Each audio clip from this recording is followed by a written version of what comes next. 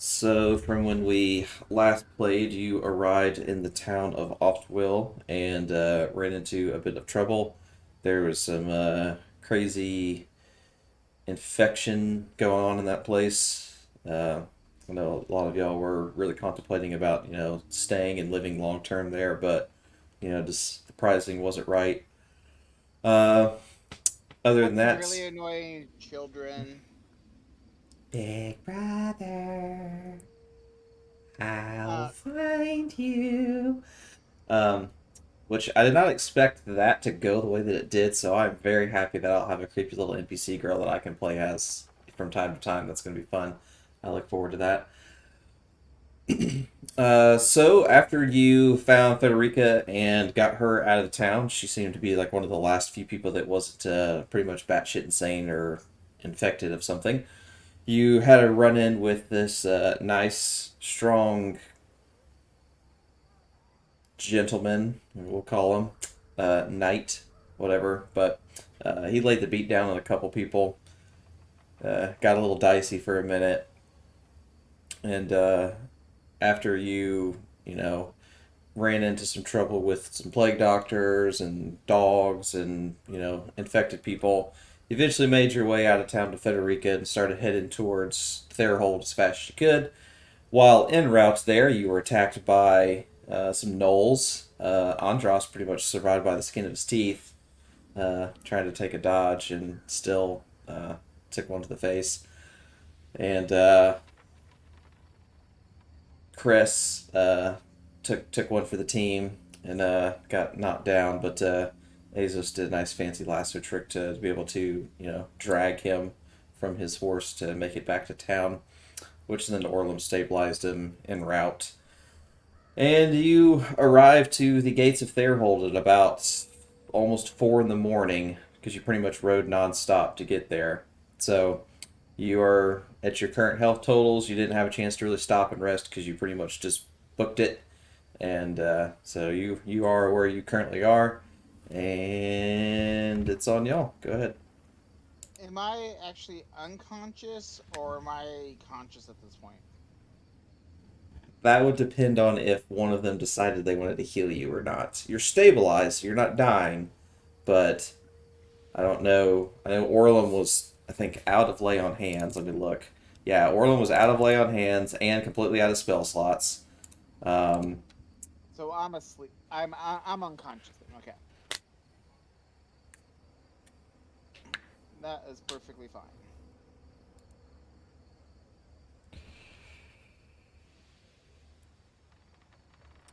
so,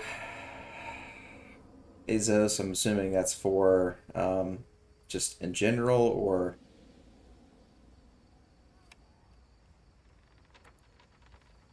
if you're talking, I can't hear you.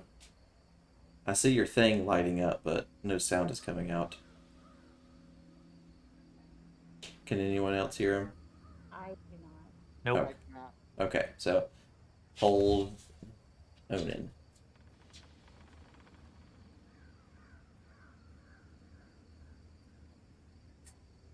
It's not a session unless somebody's having an issue with Discord.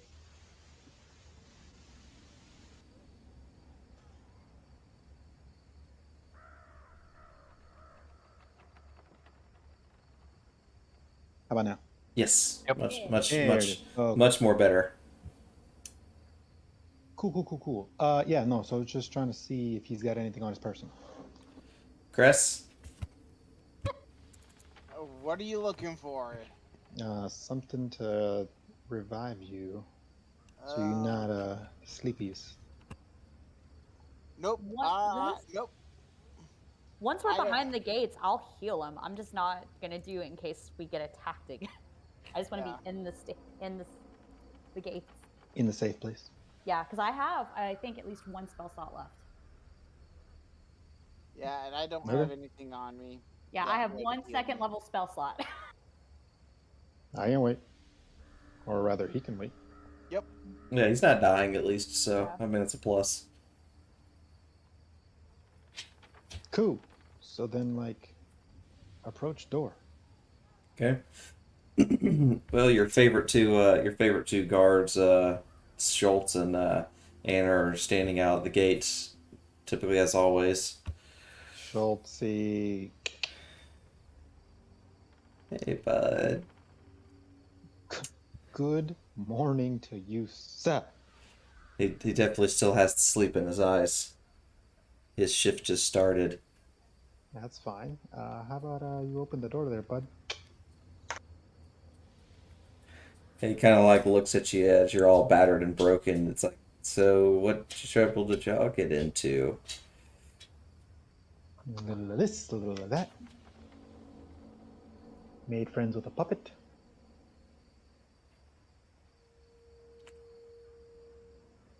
So, but he'll kind of acknowledge your presence and he'll head over to slide the gate open.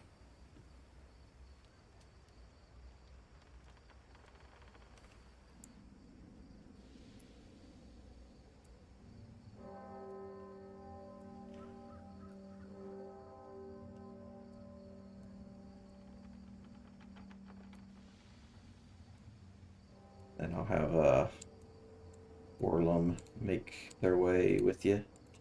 Oop. All right. So, what's y'all's destination plans? Where you want to head to? Sleep. Stabilize you, and then I'm going to escort. Yeah, I gotta go throw Cress on a bed.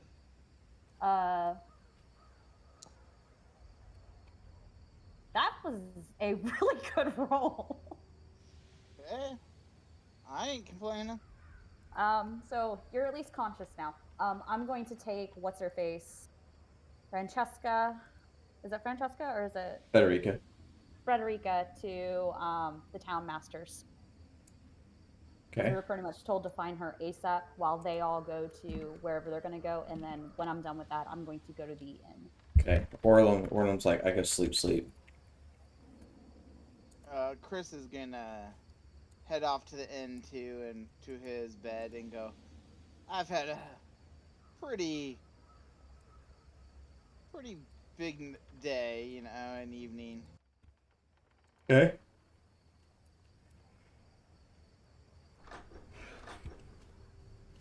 Well, Primrose, when you make it to the townsmaster's home, you have some guards standing outside, kind of, holding their hands up, kind of be like, "Hey, what's going on?" Don't recognize me? That's a different crew. It's like the night crew. Okay. I'll pretty much disclose that I serve the Lord and I did as he asked and have the townsmaster of Oftwil and Oftwil, yeah. Oftwil, and he demand that we bring her immediately. Okay.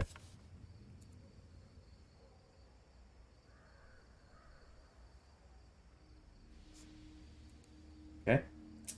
Are they gonna let So, me pass? yeah, that's fine. Okay. They'll let you in. All right. Oh, everybody's favorite. I'll ask Sir Brugert where the Lord is, and I will ask if, for him to let Lord Lockhart know that I have Frederica. He'll let you know that he's currently sleeping, and that he'll get word to him in the morning of the chick being brought there. He said not to disturb him while he's sleeping.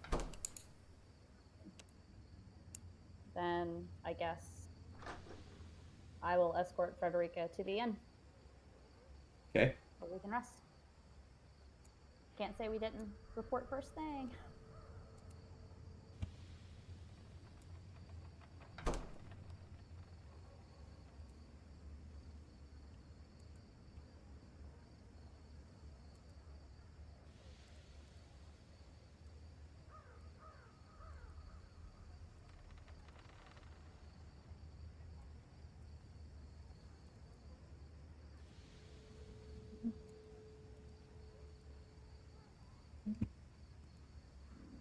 Okay. So once you arrive back in the tavern, you can find you a place to crash, and you can take a long rest.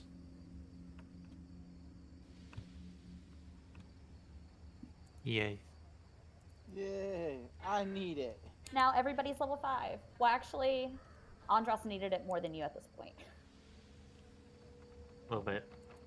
I think we all needed it.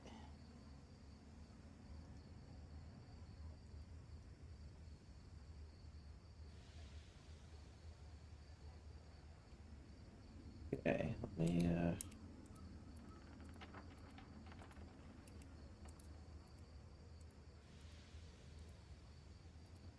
say that would be a good one. And let's see.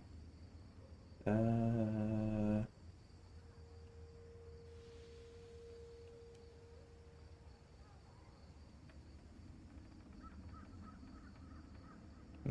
one's not that great.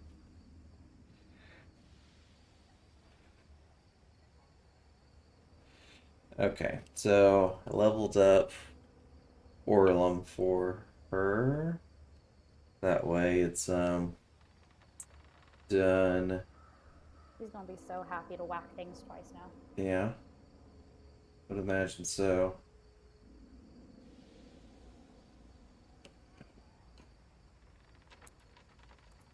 Yeah, why not that one? Screw it.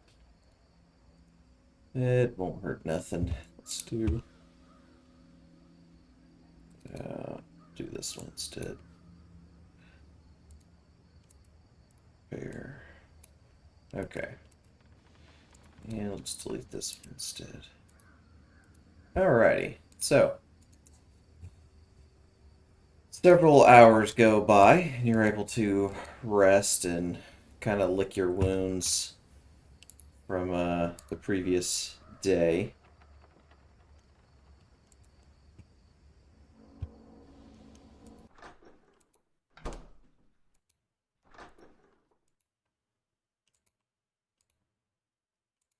Let's see, where's my... There we go. That's the one I like. Alright, let me change a couple things to the daytime. Okay. Alright, so I think everything's good. Yeah. Alright. So, it is the next morning. You had a decent night's sleep. I guess I should probably do long rest on Orlum before I forget. Blam. Okay. Alright.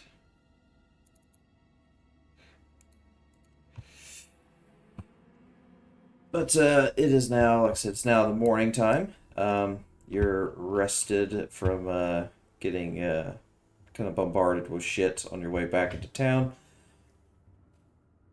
Primrose, the townsmaster, will more than likely be awake now to be able to converse with. Yeah. And if anybody wants to join, they're more than welcome to, but I'm going to start heading that way now with the towns. Yeah, Federico. Chris will follow.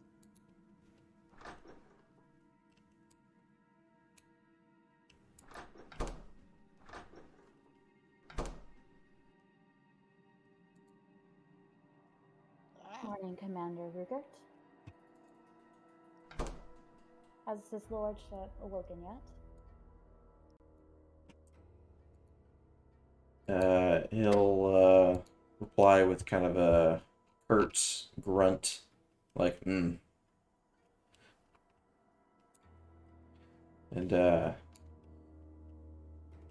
he'll tell you that he's currently residing in the office, and he'll kind of step back and open the door to it.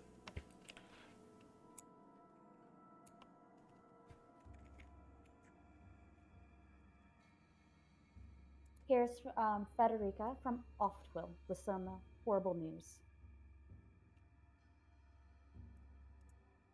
And As you can see, we hurried as fast as we could. okay, so he kind of like looks her up and down. It's like, so what is this horrible news that you're not able to provide me my payment or my goods? Which, of course, she just seems almost slack-jawed that, that he would even, make such a statement after the shit that she's been through.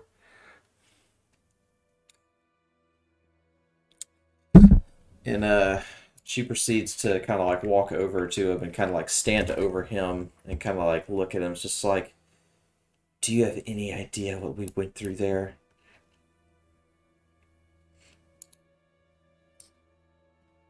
Which, of course, he, just kind of looks at her like he obviously doesn't really care all that much, and that's, his typical attitude of, your concerns and issues don't bother me. You just need to do what I ask when I ask you to do it, because he's kind of a dickhead. Which seems to greatly annoy Federica in terms of, her demeanor and body language seems to be a lot more aggressive and hostile towards Lord Lockhart as a result of his pretty much flippant attitude.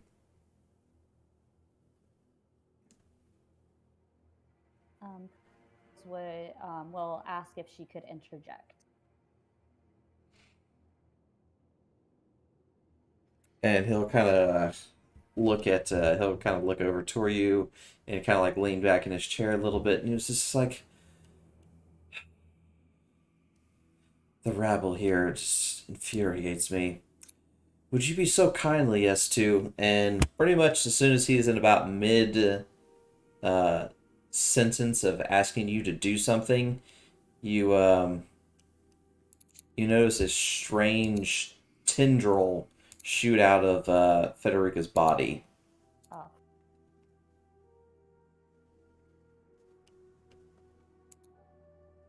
God dang it. I'm assuming it's an aggressive, strange tendril. It does not look pleasant, no. I immediately draw my sword and try to place myself between Lord Lockhart and Frederica. Okay. I see Orlam's on, so Yeah, I'm logging into the game now. that's fine. So Sorry. You're good. Quick question. So party's rested, you've leveled up, you can now hit things twice now. The party arrived in Thayerhold, pretty much immediately went to bed and recovered, got up in the morning and went to go speak to Lord Lockhart. Would you have wanted to be in attendance to this meeting? I mean, yeah, I guess, because he freaked out last time I wasn't in attendance to anything, so Sounds good. I'm trying to get that wrath again. I'll make it happen. Thank you. You're about to see some shit then. Oh no! So basically, Lord Lockhart did Lockhart things and was pretty much just being a dickhead. And while he's basically conversing and talking shit to Federica, she definitely did not take it very well. And after Primrose got to the point where she might kind of interject and say something, Lockhart pretty much looked to her and asked her to do something. And right before he was able to ask her to do whatever he's going to ask, a tendril shot out of Federica's body and tries to grab at Lord Lockhart. Gosh darn it. I do have an out of character question real quick. I have like a new set of options above like my in-character roles in like OOC. Yes. Okay. Just wanted to make sure that was supposed to be there. Yes, I changed it. It's like a new fantasy one, but it should make at least navigating a touch easier. It's like the combat one's the sword, the chat one's a little chat bubble. It should make, the loot is the music one, so if you need to adjust music volume. Okay, cool. Yeah, so. Cool. Okay. Yep. So Federica launches this tendril out of her body at Lord Lockhart, and her overall appearance changes drastically. And you notice several tendrils pretty much coming out of her body in multiple areas. And this is pretty much what you see.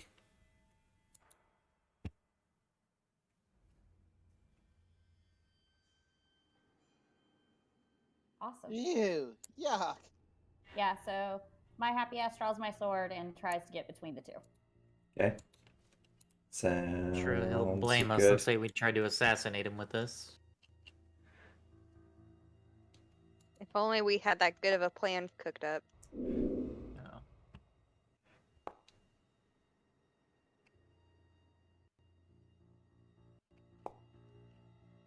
Lockhart rolled the 20.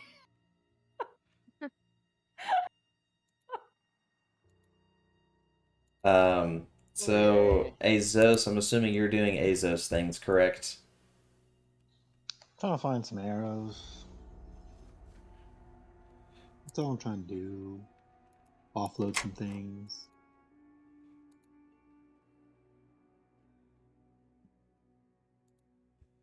Um, One thing that I will say though, Azos, depending on what you're trying to do with Galloway, um, remember that you may have acquired some things from him that Oh, he may recognize. oh, you right, you right. So just kind of throwing that out there, just kind of like a hey. So No, rob him and then sell his shit back. That's the pro move. At a markup. That's Just how you get gaslight your, him, you know? how you get your But, shit back. oh, by the way, God, my AC should be 11. I don't have mage armor on right now. okay, I think for one reason I see why it's whoop. There it goes. Bam. You done fixed. So Lockhart's, of course, freaked out. He'll take out a sword that he has stashed under his table to try and take a swing at the lady.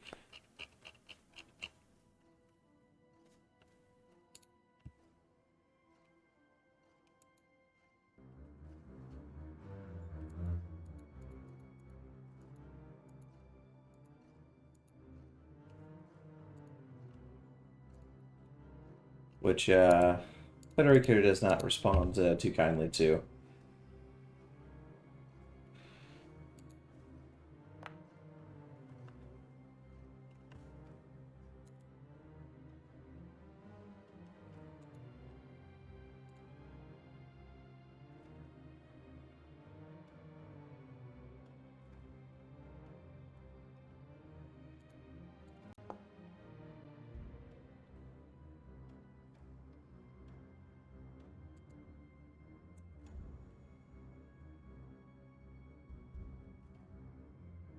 Okay, so he succeeded doing the thing.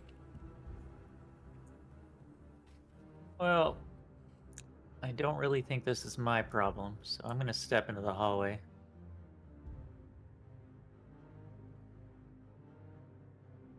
Okay, so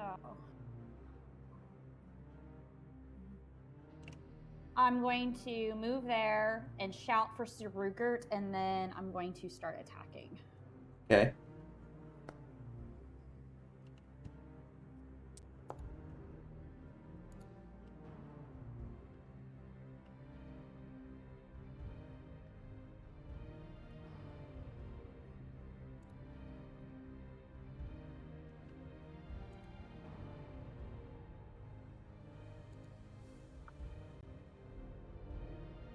All right, Orem. I'm attacking. Well, there we go. Begin now. Oh, but I can do it again, right? Yeah, Yeah. you can now attack Wow, twice. this is great. Oh, well. That one hit. Okay, there we go.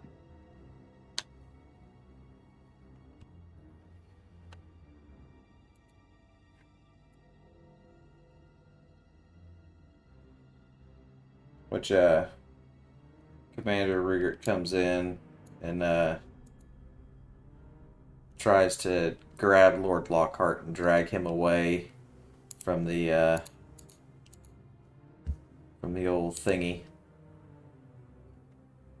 Which he's able to successfully grab him, get him out of somewhat harm's way.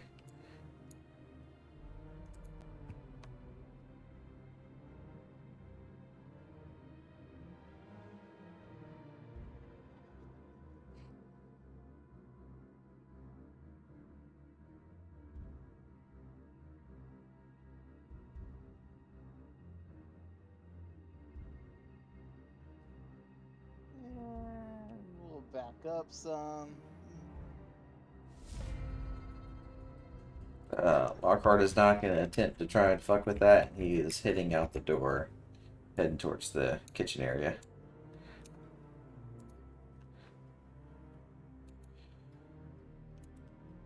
Which, Frederick is pretty much just pissed off at this point. And,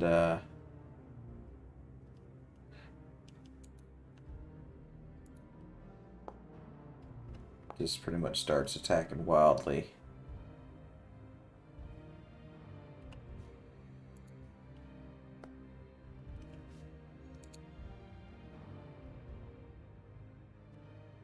Oh man.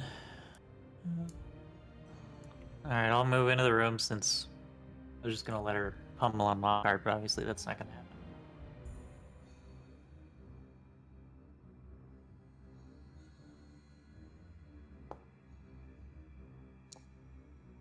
Oh yeah, I guess I'll do that too.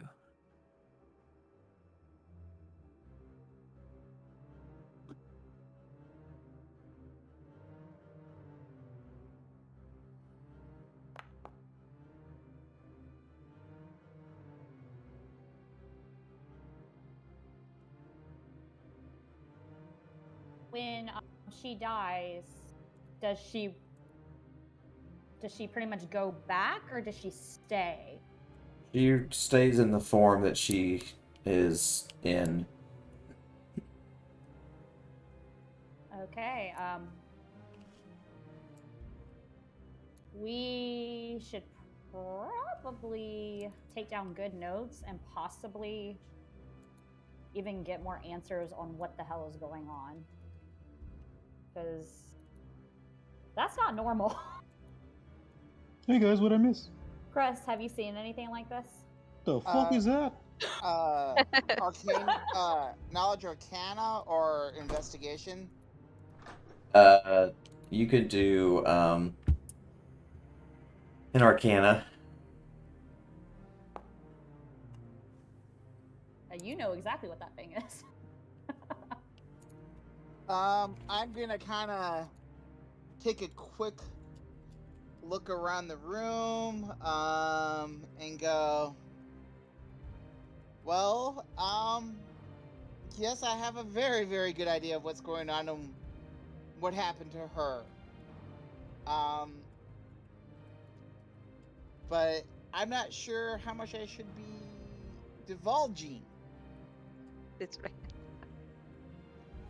That will be up to Lord Lockhart to let me know how much I can say and what I can't say.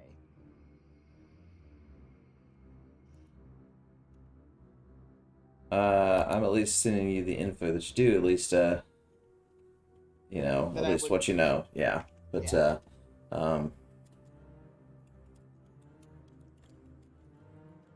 Well, I guess he's not getting his taxes from that town. Oh, no. There's Nope. only one survivor of that town left, guys. The wooden puppet girl. Yes. that's if she stayed. That she didn't follow us. So is Oh, this she the followed. is this the shit I was infected with that I got cured twice for? Better hope you were cured. I'm cured. I don't have weeping pox anymore.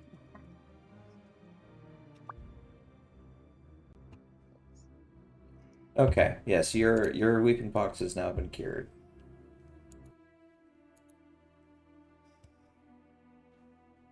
Primrose is gonna get kind of annoyed and look at Cress and be like, "What the hell is this thing? You know what it is. What is it?"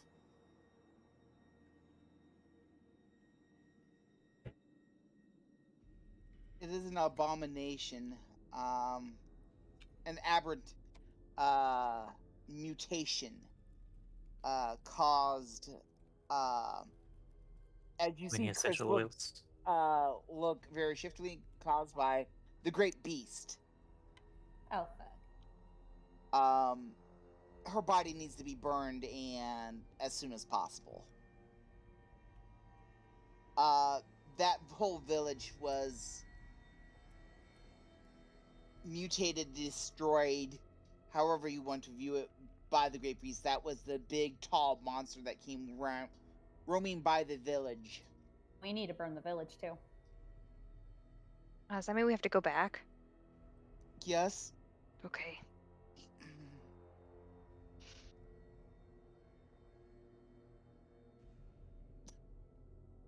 So, Cress, you have a fire spell, right? I guess you burn the body? I'll firebolt the body. Yeah. Outside of the building, though, obviously. Well, yeah. I was gonna say right here in the house. Sure. Sure. No, if Sir Rugert and Andras or so people of sufficient strength want to take them out, I'll be more than happy to set the body on fire. Touching that thing.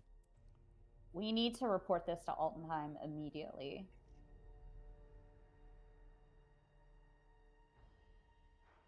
I would agree.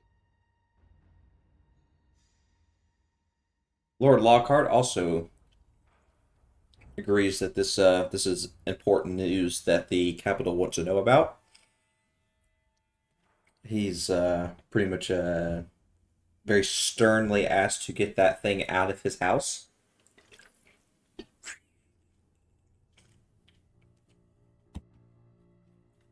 And that he must go shower.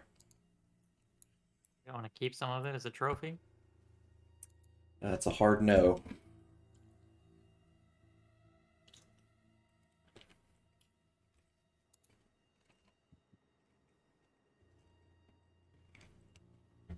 But he's gonna go. He's gonna go clean himself up.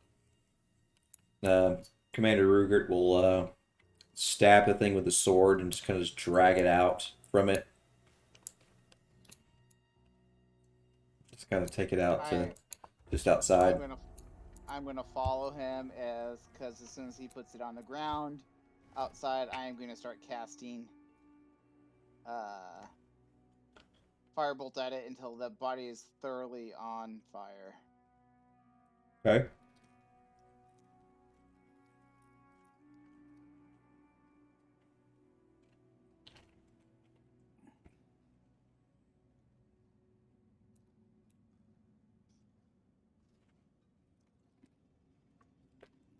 Sorry, I'm in the middle of eating a chip. So after a little bit of time passes, Lord Lockhart comes down from his shower. He looks much cleaner than he did when he first came down. He's looking still fit, since he takes such great pride in his appearance.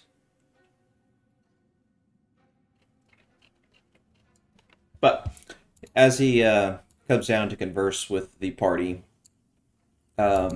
he pretty much asks for an explanation about kind of what took place.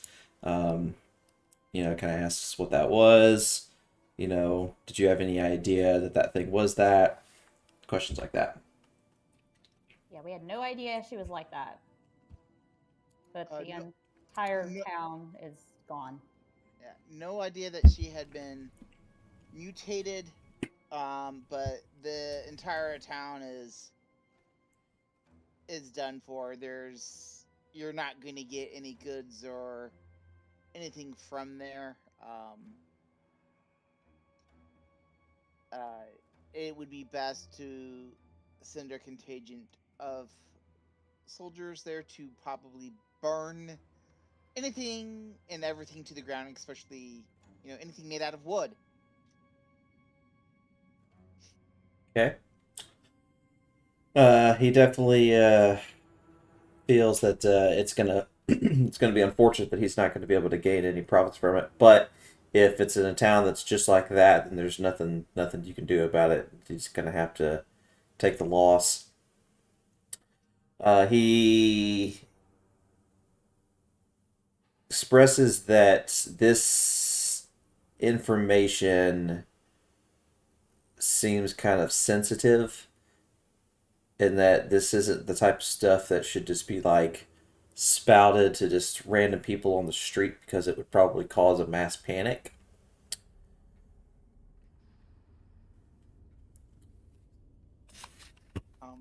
Chris will completely agree with that. So he basically says that he would like to have you send word to Altenheim in person to ensure that this info gets delivered to the right people and that this stays somewhat quiet.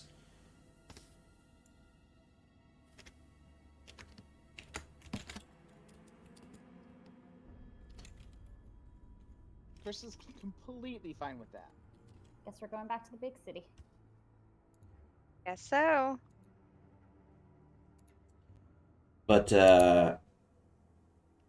before you go, he will provide you with a document that he will provide to each of you that bears his sigil and will basically act as a way to, long and short of it, kind of like a not a get out of jail free card, but kind of like, okay, you're with this person, okay, we'll let you through, kind of thing. So it gives you a little bit of access that you wouldn't normally get just being just a regular person.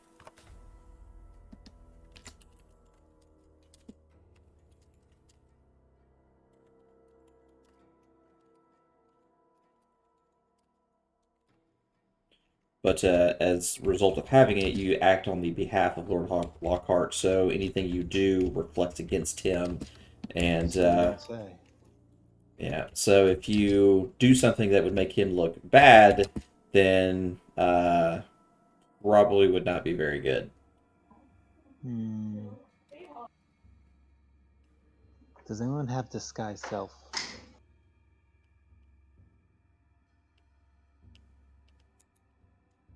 You might be able to find a scroll of it. Okay. Yes. Just not currently memorized. I'll keep that in mind. I mean, Crust does owe Azos his life now. Hold my pocket. Though disguise self is target self only. Yet again, might ask for a favor later. Who knows? You know, Chris is perfectly okay with that. He does owe you his life. But in any case, so we're off to the capital. Got to tell people about the stuff. Yep. Primrose will inquire to Lord Lockhart if he can continue to rent the horses for the rest of the party so we can get there as fast as possible, like what we did with Oftwil. That would be agreeable since this is kind of a sensitive subject, so this would definitely be something that you wouldn't want to delay. So he will continue to fund the cost of horses to travel to Altenheim. Yay. Chris will add in that while we're in Altenheim, I would, unless you are talking to either a church official about this or another noble, I would not make any mention of the word the Great Beast, as it is a crime to inform the populace about this. Primrose will also like to inquire exactly who he wants us to report to, if anybody, like regular clergymen, or is there someone in particular? So one second, I have my little weird glitch thing where it doesn't want to go down. I think I figured out a way to work around it. Possibly. Nope, still doing it. There it goes. Alright.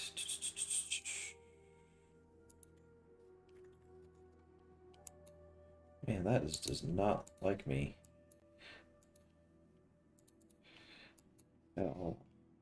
I'm trying to add old arrows to homie's inventory and it just doesn't like it.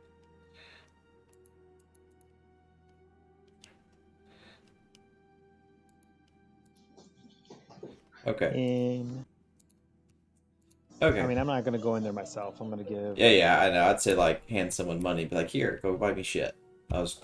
That was the route I was gonna go. I was just trying to actually add them to. He's got one in his inventory, but it won't let me edit the number. And then when I try to I want close to it buy to more. edit it, it I want to just buy more javelins so I can go and get arrows for you if you want.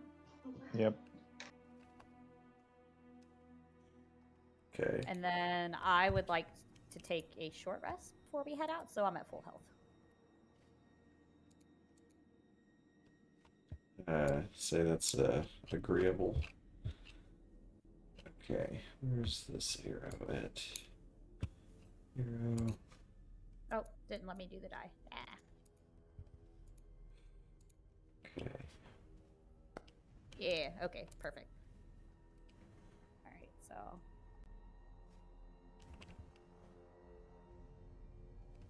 Oh, it will not let me move. Yeah, give me just 1 second. I'm Fine. having some moderate issues.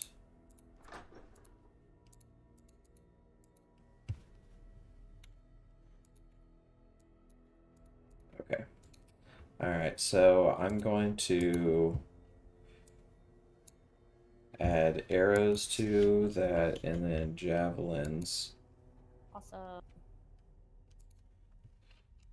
Right, and then need more javelins. okay. Alright.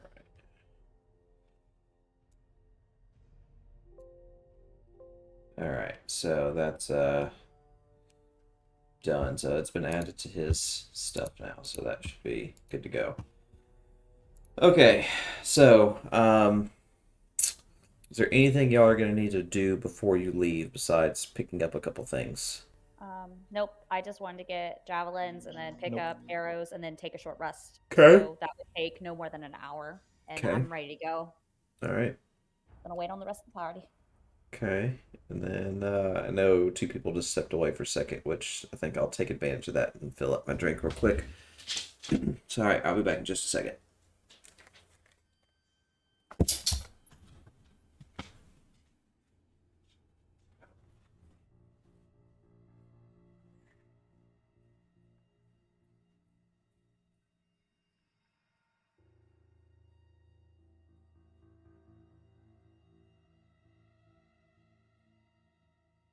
Well, things escalated quickly.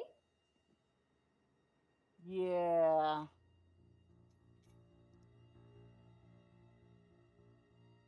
Yeah, a little bit. But hey, you killed it.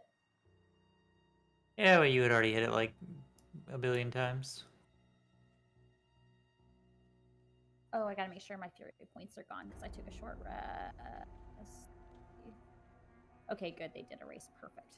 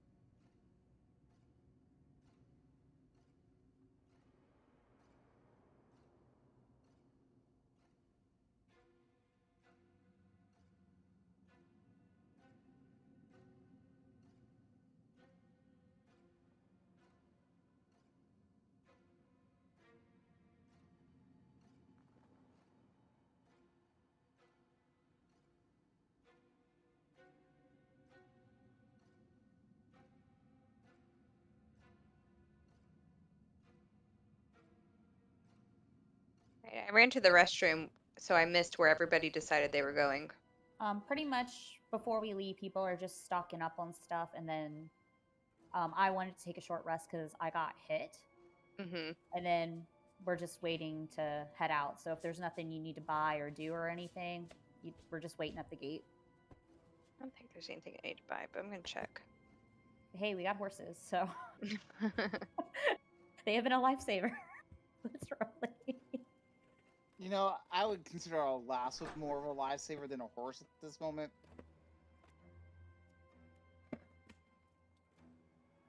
Okay. That was pretty cool though. Yeah. The lasso. Alrighty. So you said like everyone's good in terms of, you know. Orlin's double checking. There's nothing he needs. Yeah, to I don't buy. need anything. Okay. Head into the gate. I'm double checking too, real quickly. Oh no, my buttons are working backwards again. Okay. Primrose, did you go buy those things or no? Oh, I thought you added them. No, I can't add them, but Oh, yeah. Give me a second.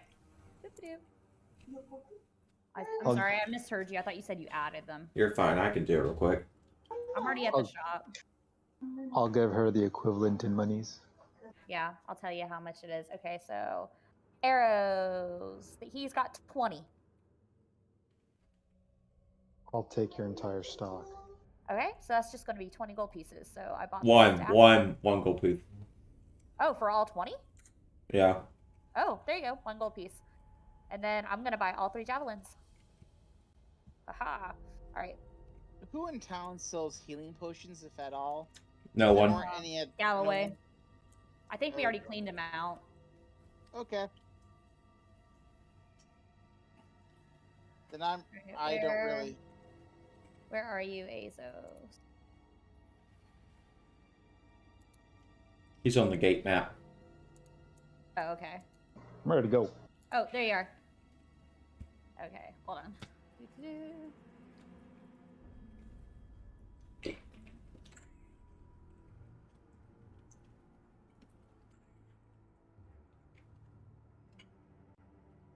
There you go.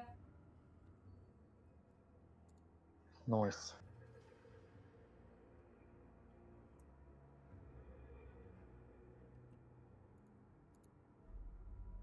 So you 2 have the different types of javelins. so you have the pokey things to be able to hurt people. I'll just replenish that one. What? I changed the one arrow that had 4. I changed it to 24 just to kind of clean it up. Gotcha. Just to clean it up a little. You do the same thing with my javelins. Yes, I will. Thank you.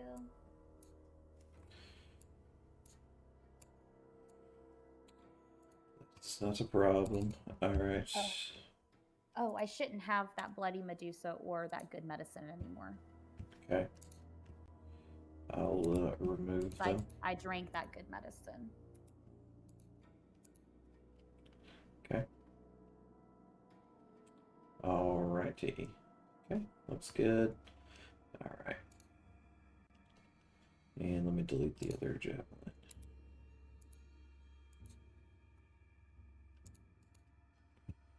Okay. Alright. So.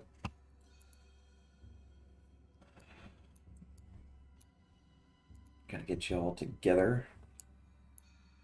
As we set out on the road to go to the capital, I'm very quickly gonna cast mage armor on myself. A good idea. Okay. No. Just walk around. Fuck around and find out. No, being unconscious once is plenty. You sure? Yes. I feel like in a past life you were knocked down quite a bit and it was okay.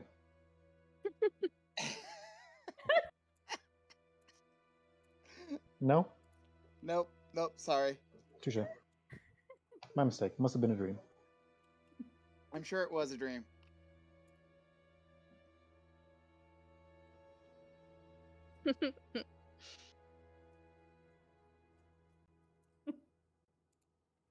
Alrighty. So.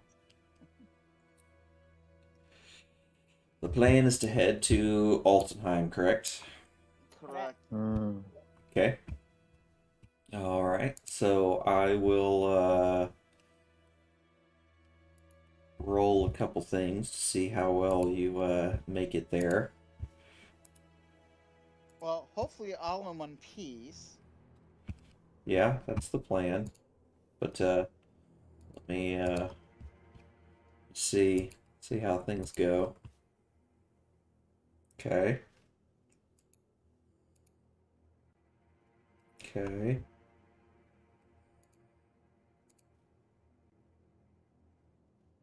Okay.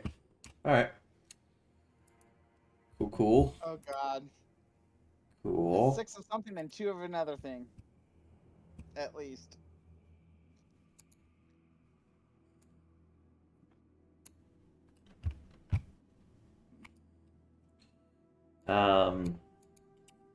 If you were to take place in any kind of writing order, what kind of writing order would that go? Primrose would be in the front. Okay. Chris would prefer to be in the middle between all the fighters. I can go second, I guess. It doesn't matter to me. I was gonna say Orlum can go up front or wherever, really.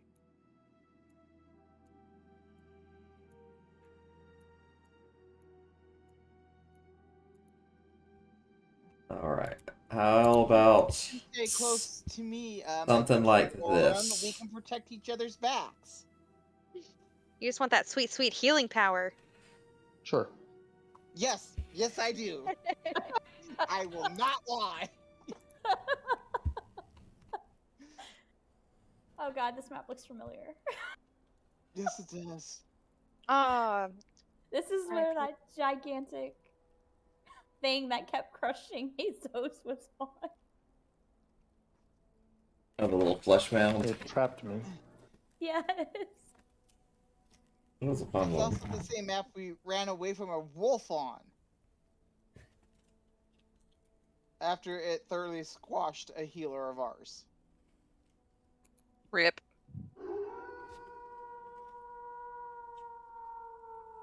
Oh God, no. Oh my God, no.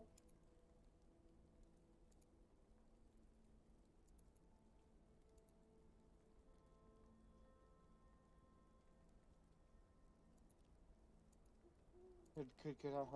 I have that memorized.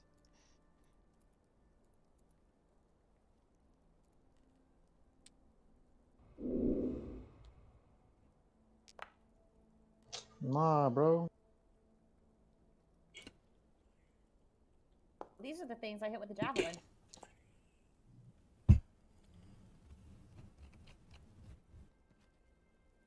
It's a Well, fucking trap. These are where we got your guns, Azos. Could always use some more.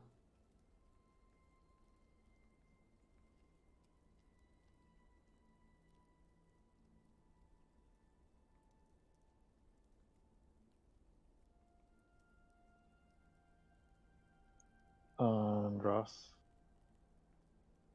Oh yeah, I guess I should do that.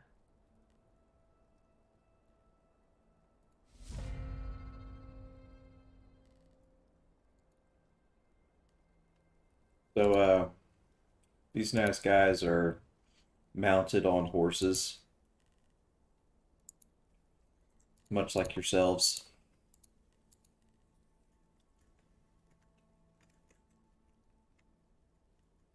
Oh, my thing's doing that weird diagonal shit too. Interesting.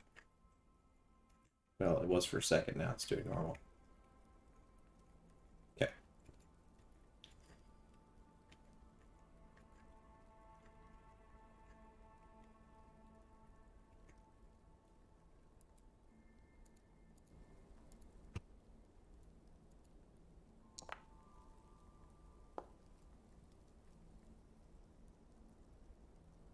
Ow.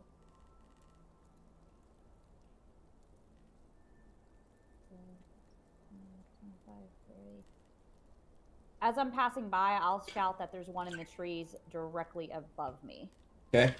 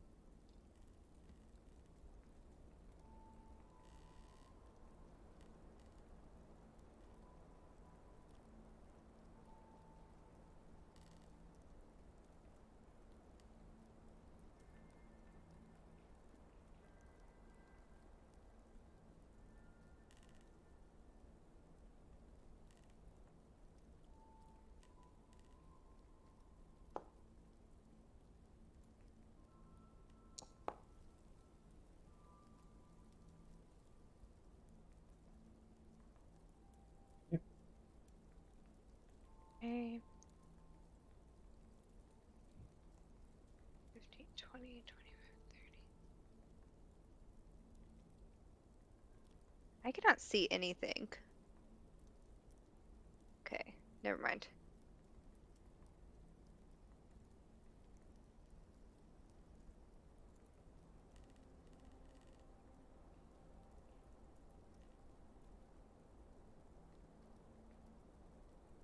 Since I didn't move my full amount, can I hit him again? You can, from now on, whenever you attack, you're allowed to attack twice. That's literally so nice.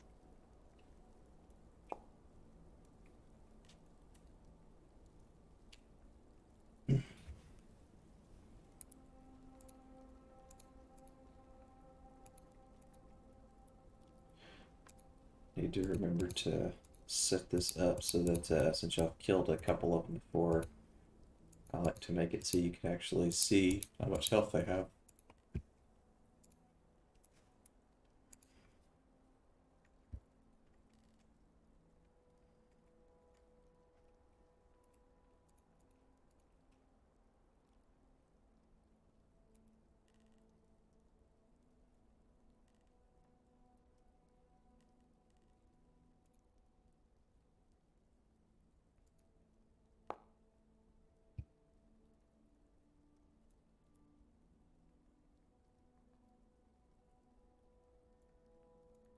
Oh, That's maximum damage.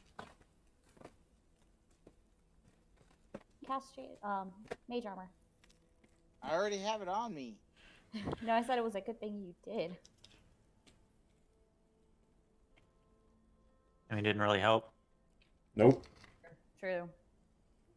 How do I target both of them? Because anytime I try to target one of them, it switches the target to the other one. Hold Alt, then click them.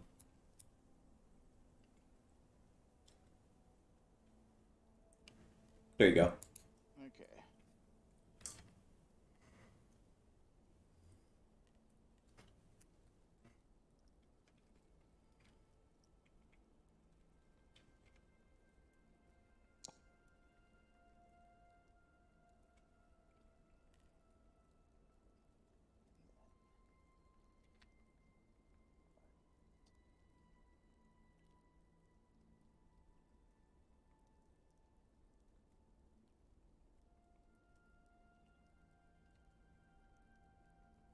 And that'll be my turn.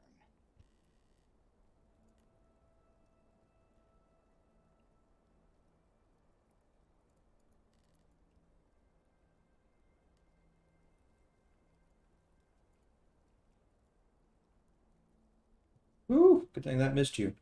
Hmm. We were about to take some more.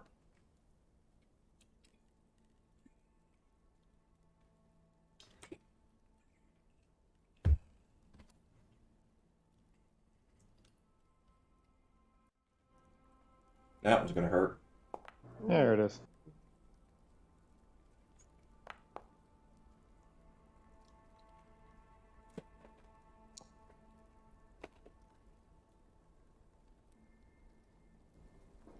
Those are some pretty die. Mm-hmm. Thanks. I worked really hard on them. I should do that. I like the whole stained glass look.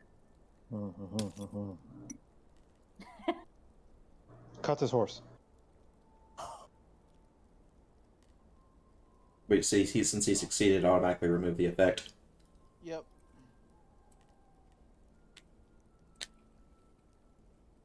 Not that it really helped him. All right, so and now I'm gonna go 5, 10, 15. And then for my bonus action, I'm going to change my fighting stance to my attack one real quick. Okay, I put it on. Oh, thank Let you. me make sure your fury points are. Let me accidentally click something else. Give me 1 second. So make sure it actually does all 4, so you get all extra damage. All right, you're good. Okay, and it's the attack up one, right? Let me. I saw accuracy. Yeah, I accidentally clicked it when I was trying to. Yeah, you're Okay. good. You're good. Okay, awesome.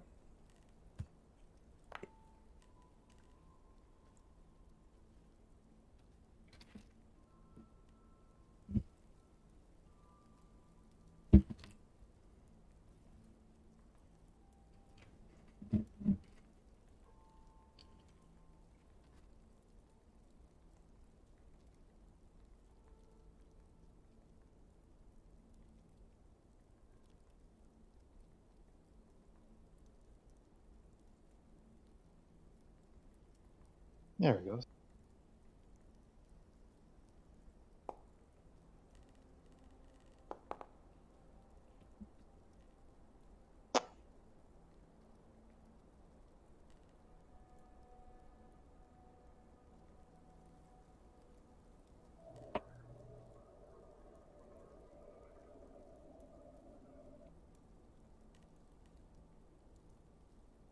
Does it hold control to do that movement Mhm. thing? Again? Okay, And then click as you go. gotcha. All right. So I guess the other outlaw is just further on. He's in the woods to the left, pretty much in the path that y'all came from. Right over here. Oh, okay. I can't see his token. He's not in your line of sight. That's why you can't see him. Well, then there we go. I'll just attack this guy.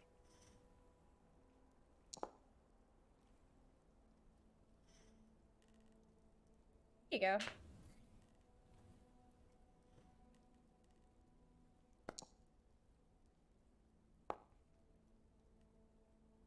You killed him. Skadoosh. Woohoo! And Hey, then it's the there first was time I've killed someone in such a long time. Feels so good. Yay, Orlem! you can read that one's body.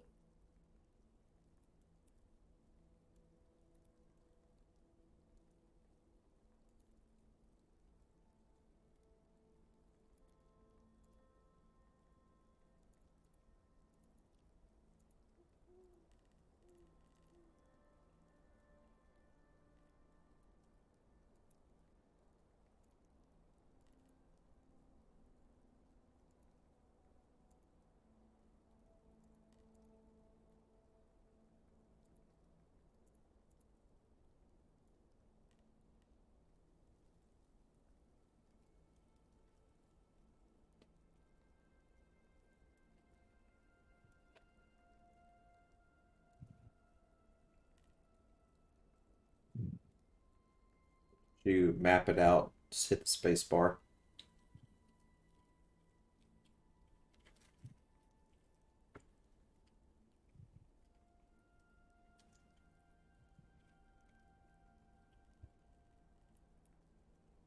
Righto.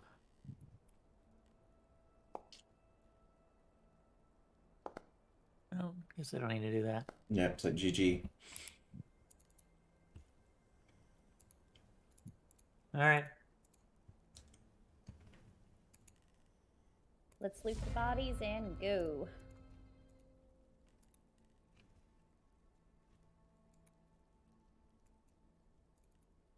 Yeah, it brings up their character sheet. Mm-hmm. I just updated it. Let me let's see. It should be. So here's loot. Update. The one directly next to you, Andros. Check that one. Like close it Yep, and reopen it. Yep. Same thing. Yep. It's weird.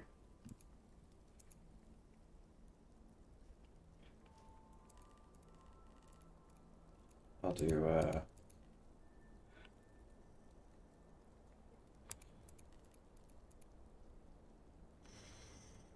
see.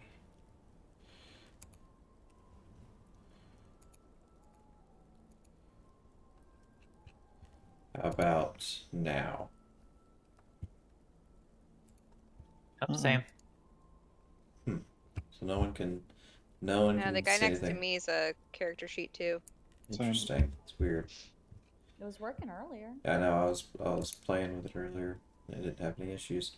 All right. So, okay. So, okay. Okay. And sign. Okay. So on their possessions, they have each one of them has one of those pistols. Each one of them is carrying a rapier. They all have leather armor, studded leather armor. They have the ammo that they use for their gun, and they're carrying a tinderbox, a whetstone, and a flask each. Just the ammo. Yeah, I'll take everything this guy's got. Okay, I can take care of that. It's not a problem. And so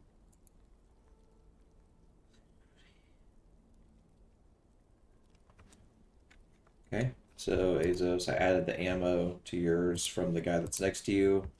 Okay. Andros, I'll move everything that homie's got to you.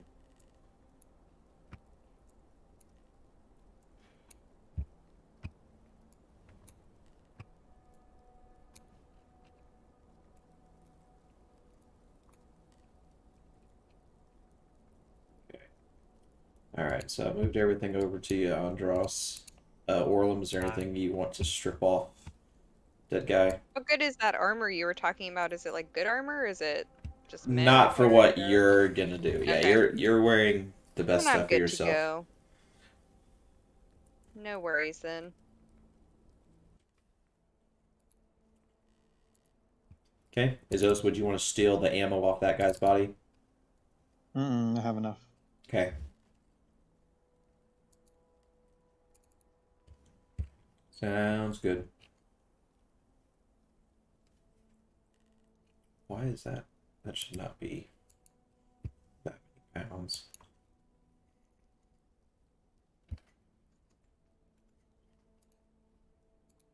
Okay, there we go. You should be that over encumbered. Okay. I was wondering where that weight came from. It was the ammo. It was like doing like a pound or what. I was like, that ain't right. Big ass fucking bullets. Just musket bullets. No, that's cannon. All right. Fucking blunderbuss. Okay. So the rest of your journey to Altenheim is nice and pleasant. So good for that, I guess. All right. So when you arrive back into Altenheim, you make your way through the gates. You are not held out or anything. You're able to freely walk in. It's a nice large city that accommodates pretty much everybody. And I'll plop y'all at least down in the big kind of overview map quick.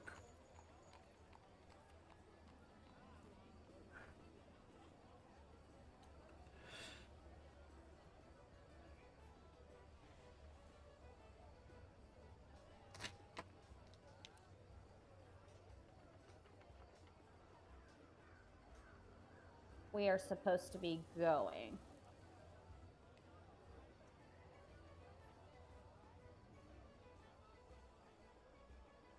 So Lord Lockhart did not actually relegate any of that info to you.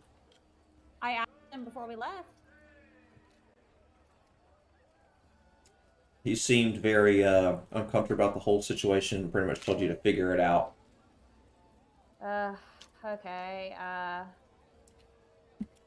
Well, is his father here in town? I was about to say we need to report. His father is in this town. We should probably report to him. There we go. Finally loaded.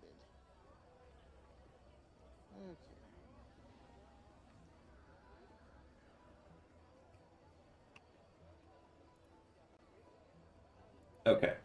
So the plan is you want to go find Lockhart. Okay. Lockhart Senior. Yep. Yep. Alrighty. So Lockhart Senior currently is assisting in the Magistrates Office, which is the office that deals with people getting their licenses for magic casters. But one can visit said place, and at least, you know, with the little bit of access that you were given to by his son with the letters, that should help you be able to gain an audience with him much faster. much faster than you would normally get to.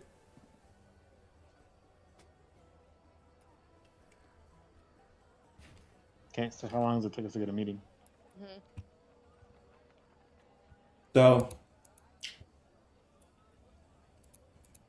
it took you about a day of travel to get to Altenheim with the road incursion and all that. So by the time you make it to Altenheim, it's about 10, almost 11 o'clock in the day. When you arrive to the magistrate's office to let him know that you are there to see him, they'll inform you that he is currently busy, but in about an hour or so, he will be able to see you. Okay. Okay, So we got to kill an hour.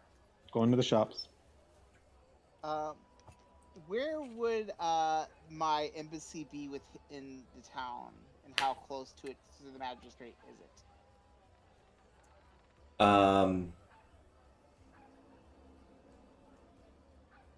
What are you asking again? Sorry. Since I'm an envoy diplomat, so where is the embassy that I serve from located to? Is it within close distance to the magistrate? It would be in Altenheim still, because that's where you originated from, and Right. yeah, they have an office with your people, kind of secluded off somewhere. That's where I will be heading. I will be letting people know. I will be back as quickly as possible. I have my own report that I must provide to my superiors. I will meet back here as quickly as I can.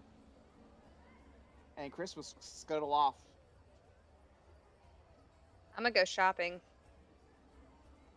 Yes. Okay, Here. take care of that. So let me plop y'all onto. So Cress is gonna go do shopping. Um,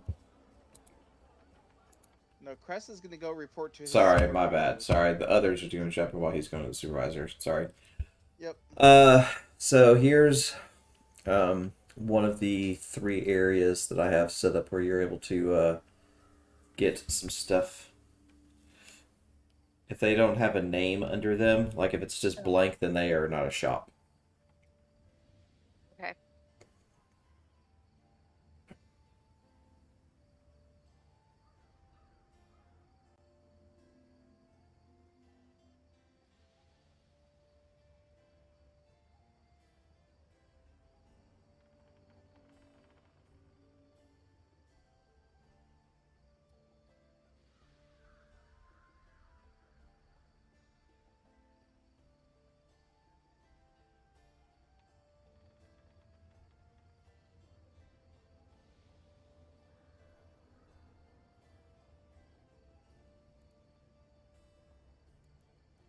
And for I guess expediency's sake, I'll plop some of the other ones that are on the other map just to make it a little easier, so you're not just going from map to map. Cock goblin?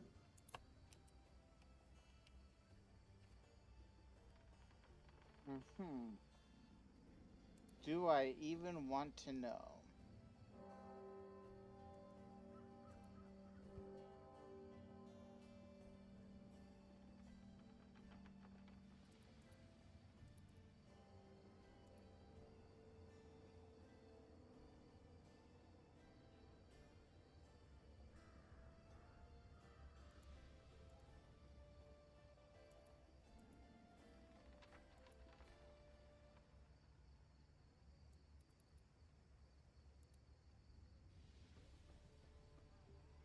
There it is.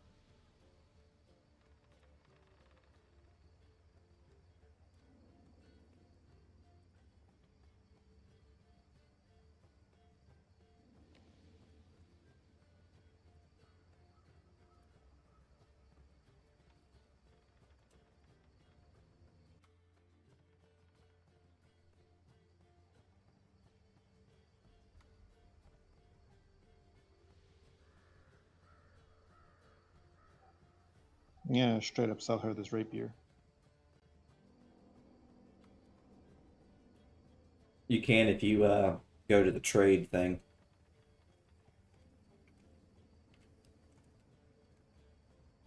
No, there it is. That you just drag it into a thing. Yep. I'll see what you did there. Yeah.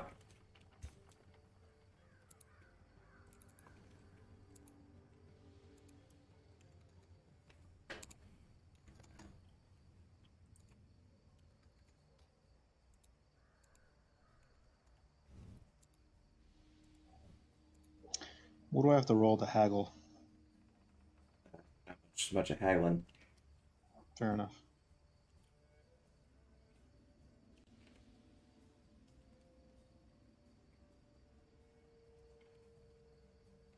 These city prices, it's inflation. Mm, Times are tough.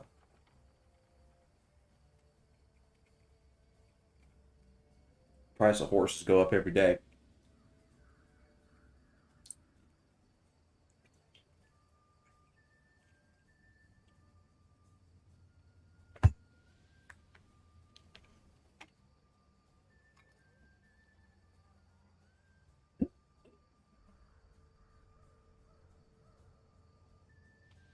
Okay. So is everyone currently caught up on everything? Yep. Or doing the things that they wanted to do? Mm-hmm. Okay. mhm. Excellent. Chris, I can discuss with you later some of the stuff that you would want to talk with your people about. Gotcha. Alrighty. So after about an hour or so, you start kind of meandering your way back to the magistrate's office.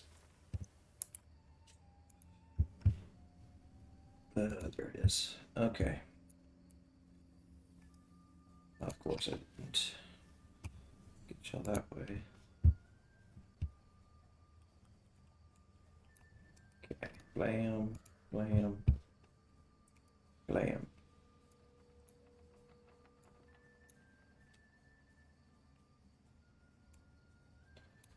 Okay, so let me activate this one.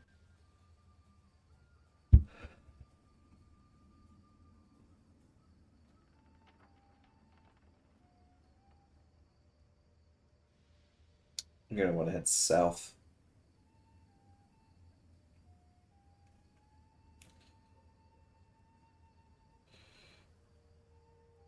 Sorry, that's my fault. Primrose was actually heading the right way. I was looking at it backwards. I was about to say I saw a door icon, so I thought that was right here. You were right. I was looking at it backwards. I was looking at the window. And this is a public building, right? Correct. Okay.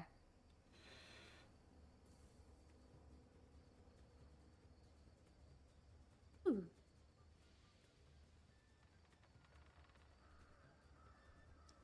Okay. So when you meander your way into the magistrate's office, there's a gentleman sitting at a desk. He'll inform you that your appointment with Lockhart has been arranged and that he'll see you presently. He just had to finish up one last examination of a potential candidate, but he should be available shortly.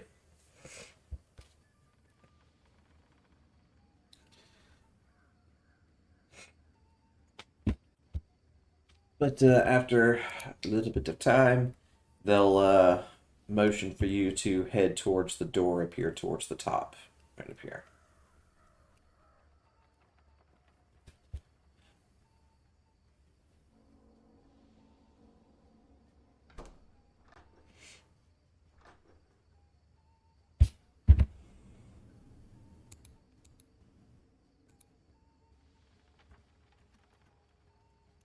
Upon entering the room, Primrose will take a knee and kneel before Lord Lockhart.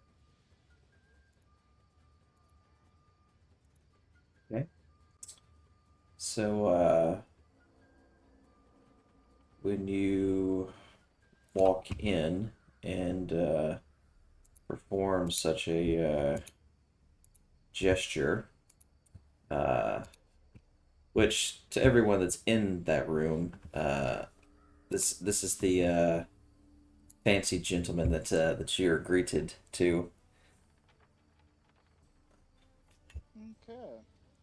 Silver Fox. It looks like a hot Final Fantasy zaddy. I'm into it. Hot, not even daddy, but with a Z. But a zaddy. Mm-hmm. I see what you did there. I like it. But so after you walk in and you kind of like bow and take place like that, and he goes like, "Oh, my dear Primrose, so lovely to see you. No need for such formalities. Come here, come here." And he pretty much like grabs you and like lifts you up off the ground and pretty much just gives you a giant hug. I missed you too, Lord Lockhart.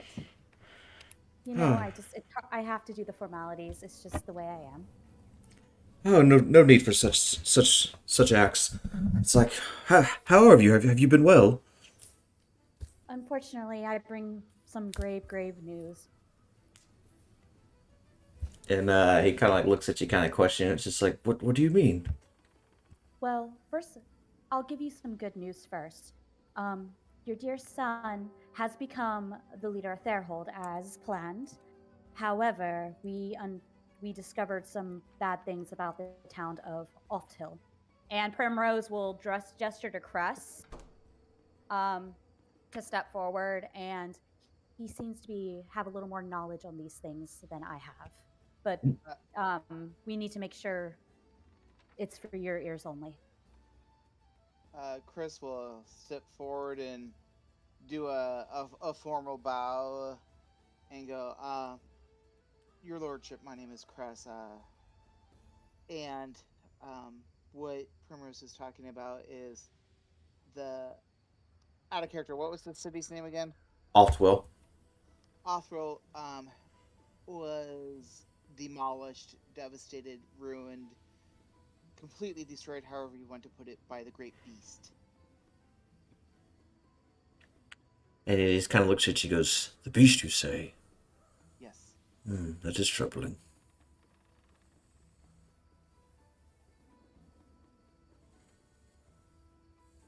Well, this is like in interested face. Gotcha.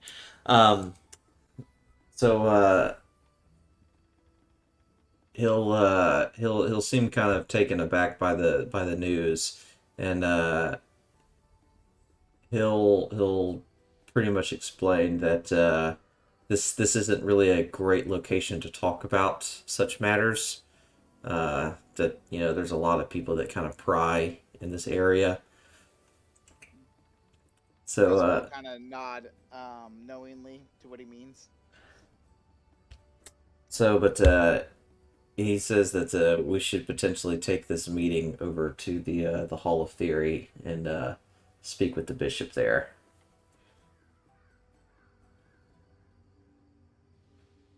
But I'll drag y'all to it. It'll be easier than trying to do that.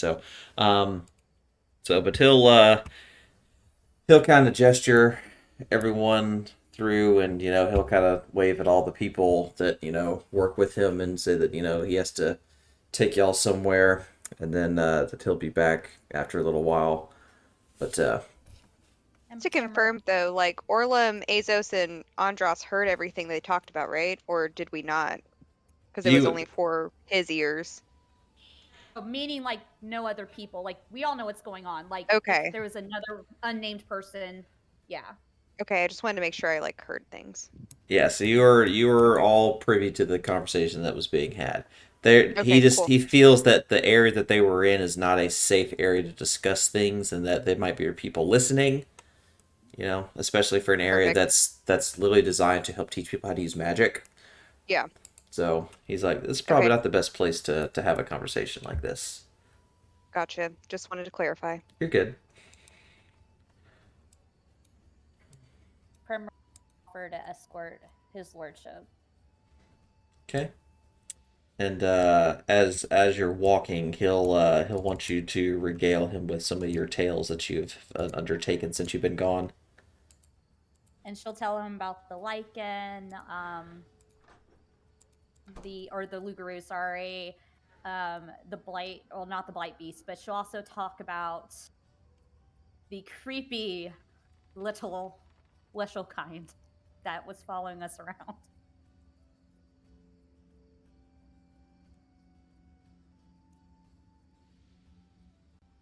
He definitely seems intrigued by some of the things that you've undertaken so far. It seems that you've had quite an interesting journey so far. Yes. Chris is gonna keep an eye out on Lord Lockhart, kind of judging, getting a judge of, like his mannerisms, how he's reacting to the stories and stuff. Just trying to get like a general judge of character. And as Primrose is telling this story, she has a very friendly, pleasant smile on her face. Okay.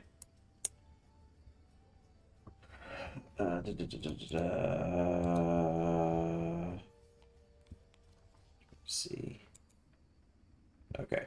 So that was it a roll up something else? Okay. So in terms of Chris, in terms of what you're trying to infer about, he seems at least very interested in what she's discussing, and that doesn't seem to be uh, bored with the subject matter, and he seems to be like willingly and thoroughly engaged into some of the storytelling. So he seems generally interested in what she has to say and her condition. Correct. Okay. But after a few minutes of kind of like walking in and making your way through town, he leads you to this extremely large building, and explains that this is the Hall of Theory, as you're walking there, and that it's a area dedicated to scholars and just overall general research.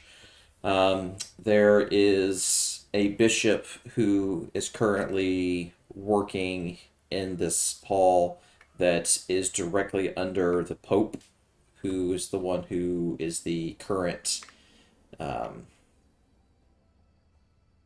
primary clergy member of the religion for like the Hearthkeepers of Aurelia.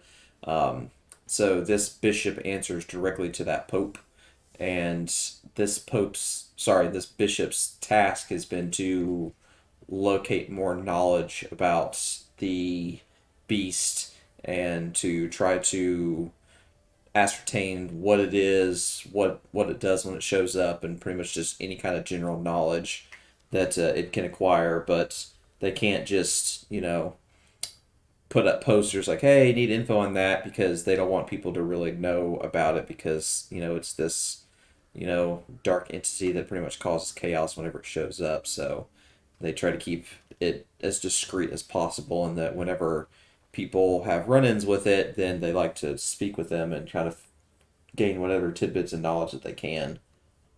So, he'll lead you to the hall. You can head inside as soon as I can click on my guy. Well, I hope it's not like Warhammer 40k where they purge you afterwards just because you know about it. You can always give me Oh, more fuck. ideas. Burn the heretics. Just knowing the name. Yep. Yeah. That's about right. Purge you with fire. Heresy, purge. Okay. So, Emperor's children. Blood for the blood god. Oh wait, sorry. Skulls for the skull throne. okay. We'll eventually get 2 wounds. One day, we'll eventually get 2 wounds. Okay. So Lord Lockhart will walk in, and he'll perform kind of like a formal bow to the gentleman standing at the desk in the entryway. And he goes like, Will mimic it. yeah, he's like, Brother Hobman, it's a pleasure to see you. It's like, I must speak with the bishop as soon as possible. And this, kind of imposing gentleman just kind of like nods slowly and just kind of gestures to this door over to the left, and just kind of like holds his hand out, like, you know, head that way.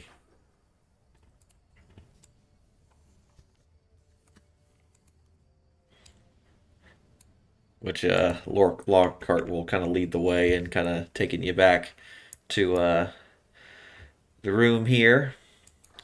And once he takes you back, you enter a extremely large office,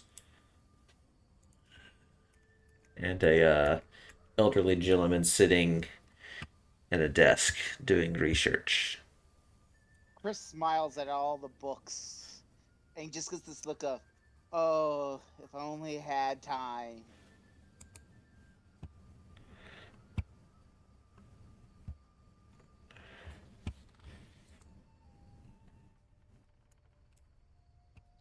Okay. So, okay, so he stepped away for a second. But once you make your way into the office, you see this elderly gentleman kind of scribbling furiously on a desk as he's like kind of like flipping through several books, and you know he seems very intense in doing what he's doing. Andros, you trying to figure out where they're going? Yeah. I got you. I'll drop you in. I know you'd stepped away when they started walking that way. There you go. EB is where the people are. But you see this elderly man just scribbling or just ferociously at these you know, papers on his desk, and Lord Lockhart will kind of go like, "Sir," and just like kind of like trying to get the guy's attention, but he's just so like fixated on doing what he's doing that he doesn't really pay attention.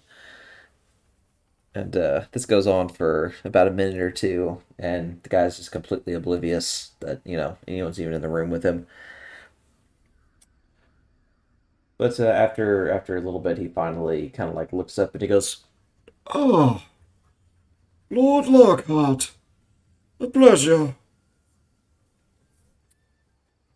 It appears you have guests."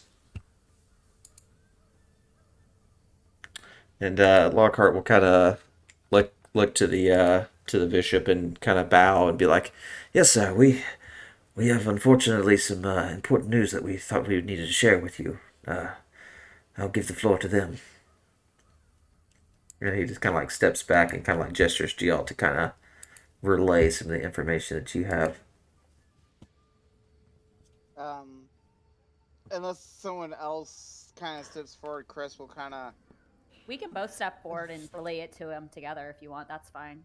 Yeah, I mean, it's like Chris is gonna step forward regardless. But he's kind of like figures that, you know, he's the one with the most arcane knowledge here, so he's gonna kind of be the one doing the speaking. So he's kind of like, okay, showtime. And he will give a formal bow to the bishop and go, "You're a good bishop. My name is Cress, and the town, as the player keeps forgetting the town's name, Oftwil. Oftwil has been completely destroyed by the great beast." Cress will then go into like great detail as to describing the beast as Francesca described him to him. The town was infected with the weeping pox and aberrant mutations. He'll give like a detailed description of the buildings, how they had tentacles and glowing foliage and stuff,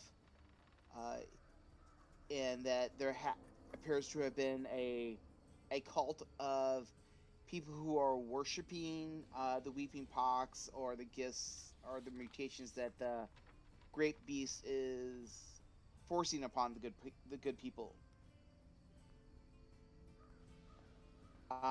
We eradicated the cult that was there. But who knows if the cult was bigger than just that individual town. So, after you explain everything, he kind of goes just like, Ah, the great beast. That is most unsettling. I am just thankful that you were able to make it out alive.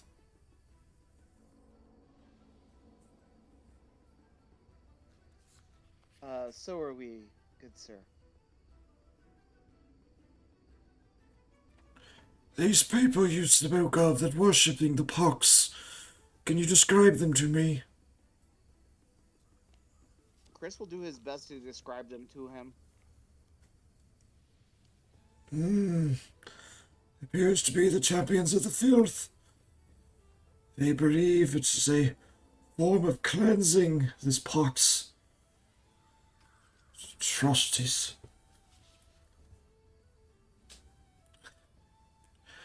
but it's hard for me to talk like that for very long. So he is very interested in the things that you're describing, and as you're telling him and describing the way things looked like that, he continues to like make notes and jot things down, and just pretty much just recording all of the knowledge that you've been able to provide him. And he seems very interested in his listening very intently in all the different descriptions, and kind of like, especially like when you go over like the way like the tentacle things and like that, and he asks you like like size comparison to things like that. It just really just minute details that you normally wouldn't think of, but like this guy's like trying to catalog as much as he possibly can. Cress will do his best to relay that information.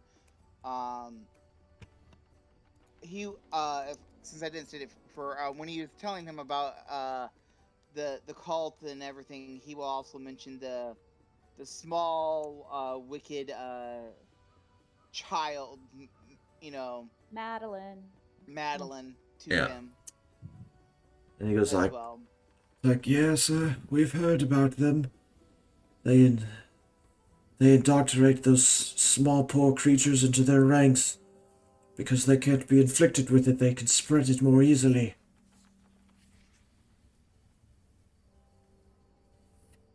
Dangerous creatures, those ones. And Chris, you gave that thing a piggyback ride. Chris will just kind of shudder. Don't remind me, please. Most unsettling.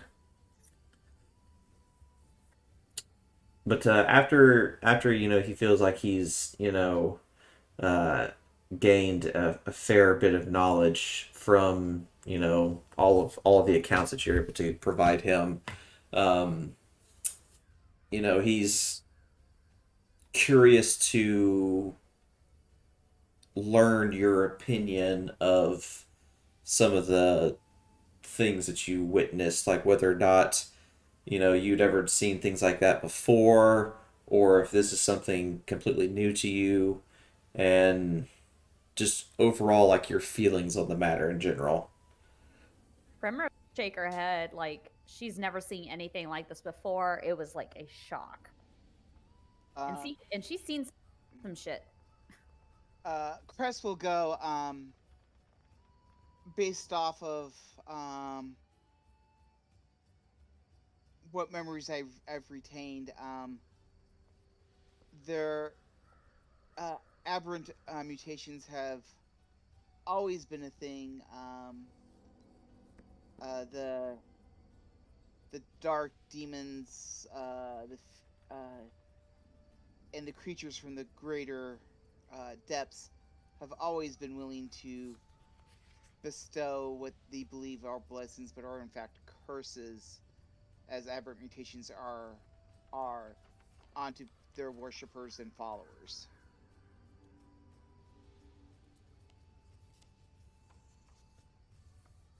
Okay. Other people.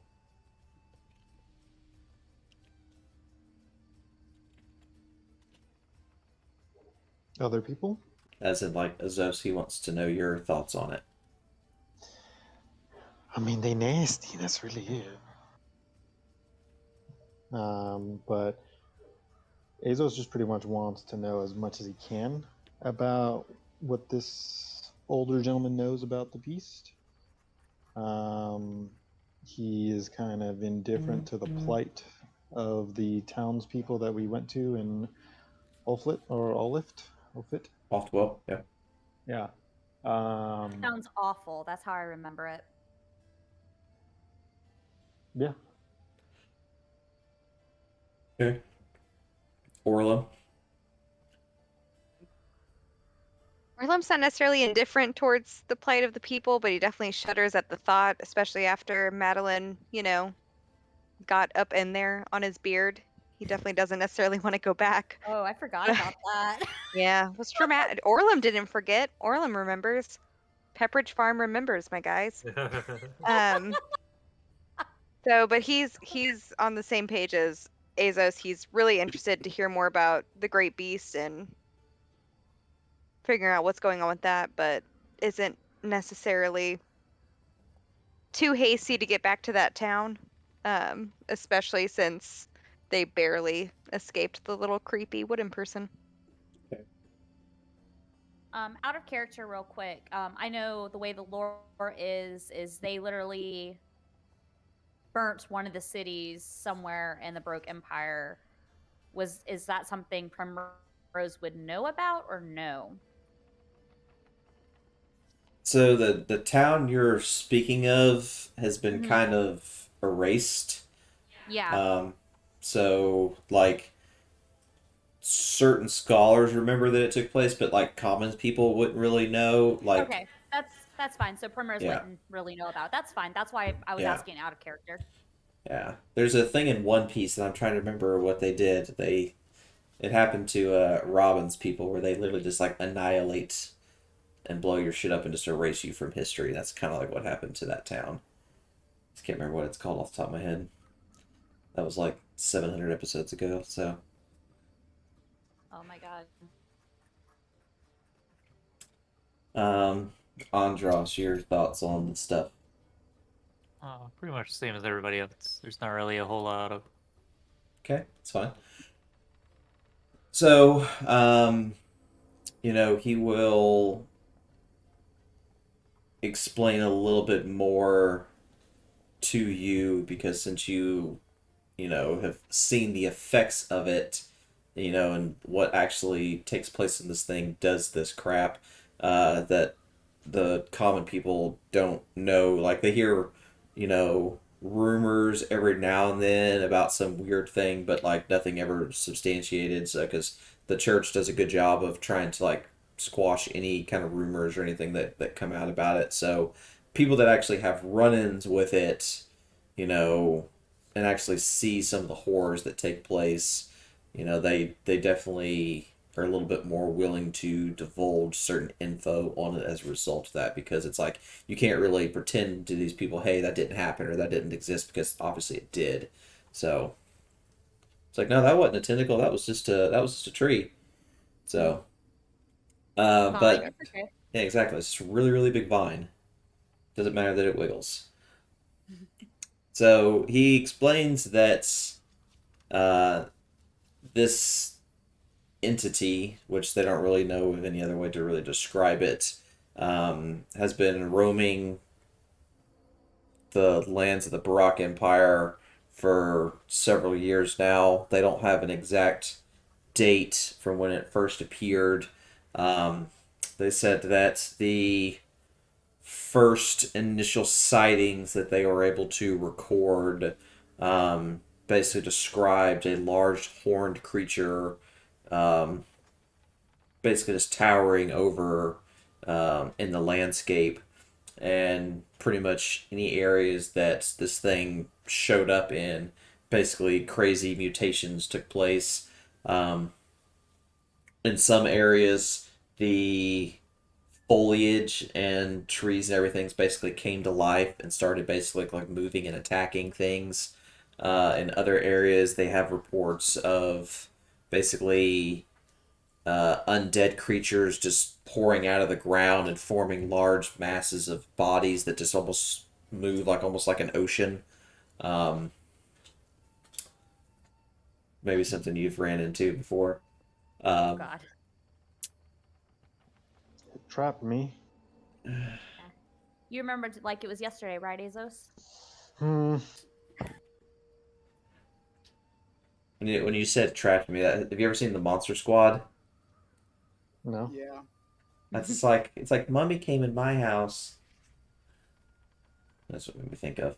Oh, that's a cold classic. You should watch it. Kick him in the So balls. Wolfman doesn't have kick him balls. in the darts. Kick him in the darts. Come on. But He has so he basically, explains, like the undead thing, that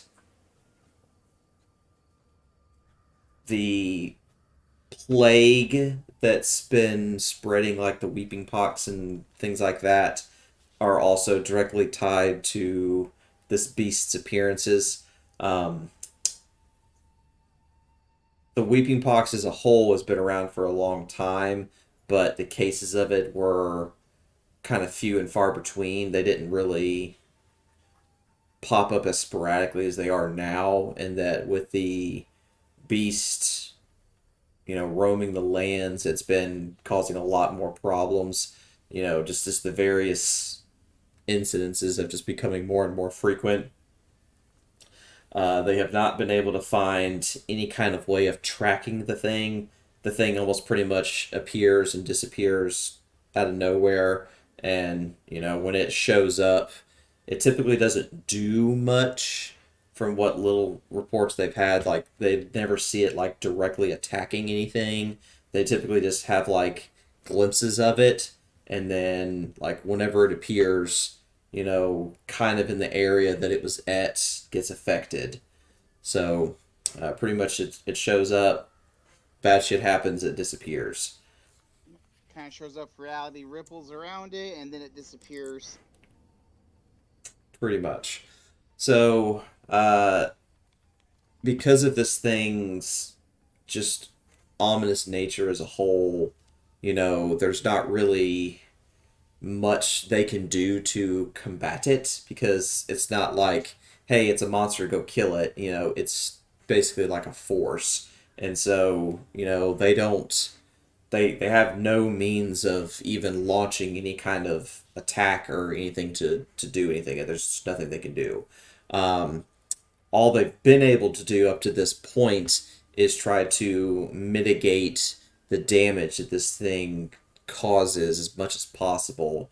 So, um, this would be a time where they would actually explain Primrose of the town that was afflicted by the great beast and then basically was pure or cleansed and Purified, yep. purified, yep, to erase it. And initially, when that took place, they didn't know of any other way to cover it up than besides to basically just erase it from history. Um, So Primrose will pretty much inquire once she relays that information. It's like, so you're going to do that with Oftwil now. Unfortunately, that'll probably be the case. With it being a smaller town, that would be easier to achieve than, say, like a bigger city. Like, when that city was erased, that was more of a big deal because, it was a large populace and they pretty much just had to erase it. But with, It's a good thing we took care of everybody who was living there, so.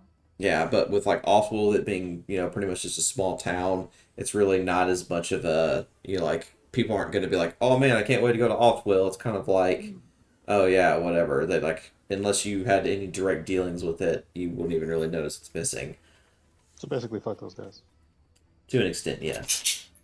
Which, he'll also, explain that they have had a understanding with the Inquisition that takes place in the Castilian provinces, and they've been some of the main ones that have taken part in eradicating these areas. Ooh.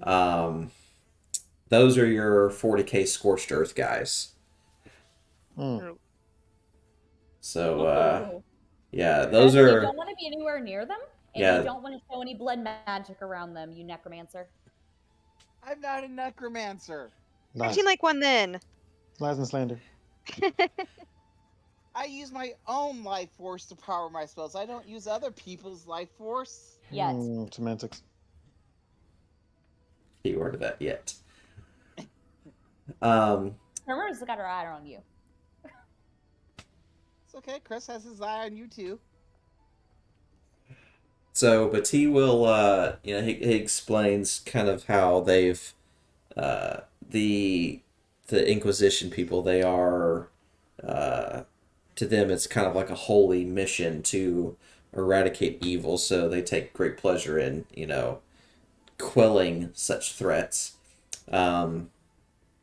He does warn though, if you are ever in an area that is afflicted by the beasts and these guys show up, run, because they won't ask questions. They won't be like, "Oh, hey, you're not from here. Okay, cool. Move on your way." They're just gonna kill every. They're gonna kill everything. So, Wonderful. kind of gives you a heads up on that. That it's like, while they,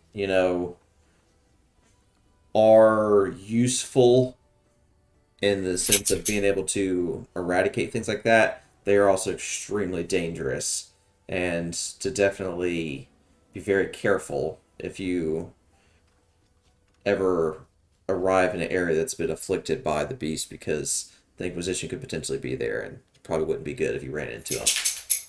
Taking those notes down now. The Inquisition. It's always the fucking Inquisition. Hey, no one suspects the Spanish Inquisition. One of the best quotes from Sliding Doors. Yep. But he'll explain that,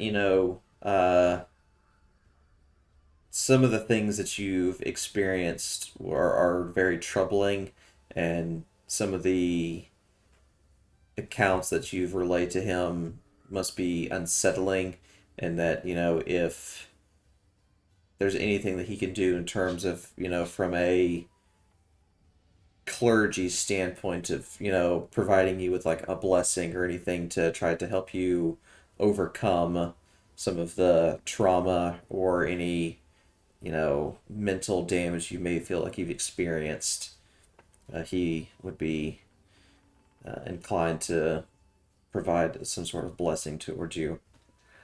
Promote will bow and pretty much say, "Nope, I'm good. I've seen much worse, but thank you for your consideration on a blessing."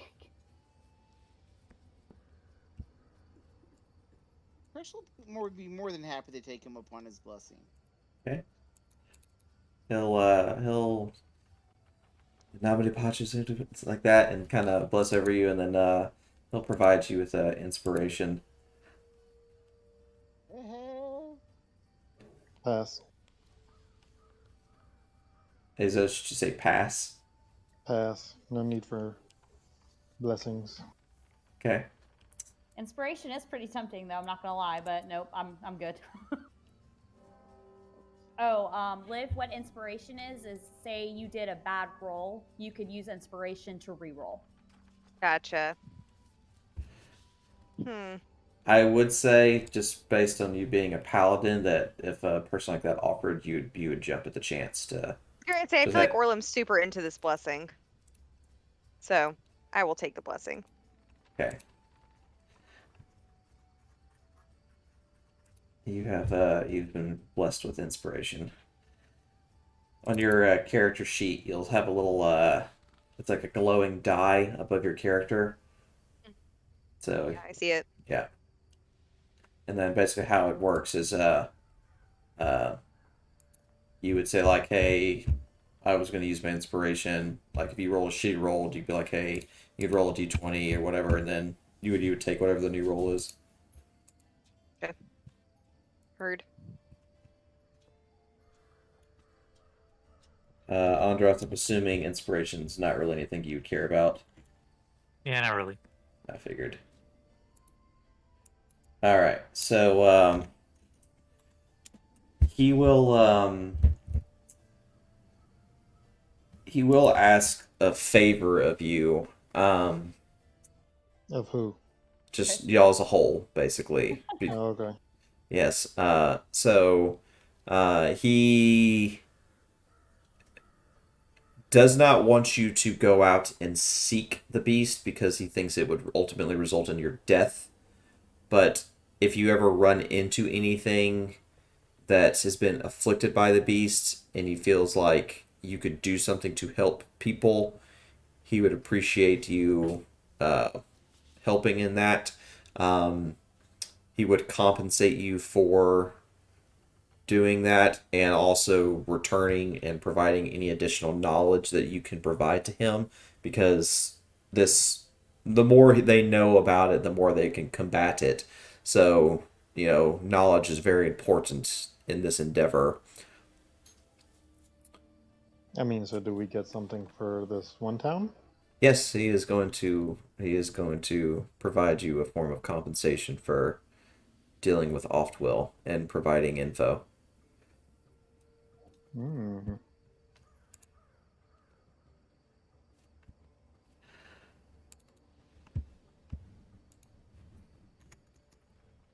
Oops.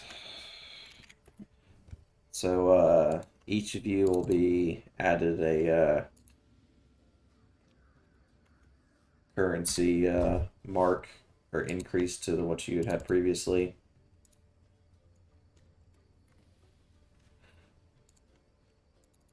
I've done 3 of you so far. Oh, nice. I'm okay with that. Okay, that should be all 5 of you. Yeah.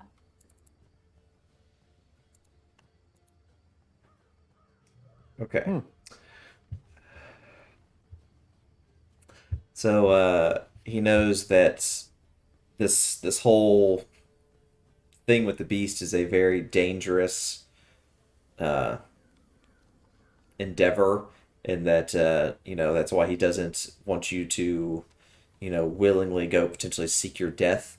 But if for whatever reason you run into stuff, hey, I'll pay for knowledge and anything that you can do to kind of help further our cause and trying to combat this thing as best as we can. Okay. But he'll answer any other questions that you may have. To Lord Lockhart, but she's pretty much done. Okay. Yeah. Don't have any more questions. No, right now. Okay. Yep. And Andros left. No, I'm still here. Oh, I didn't see that you came back. Okay. Well, if there's no other questions, then he will appreciate your time and thank you for speaking with him. If you ever have to come back in the future, he'll relay to Brother Harmon if you're, kind of what you look like, and that that they've been given his blessing to visit him in the future. Pretty much just a easy way of saying, hey, we'll let you back to come talk to me whenever you learn anything, and kind of get you back quick. So don't have to deal with any of the riffraff that you might normally have to deal with. Nice. Pretty much straight to the VIP room. Ooh. In the champagne Captain room. House? House. Yeah.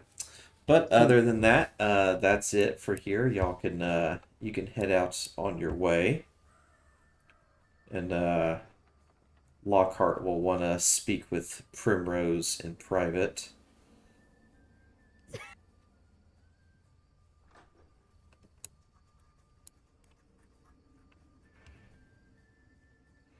Okay. Do do do do do do do do do do.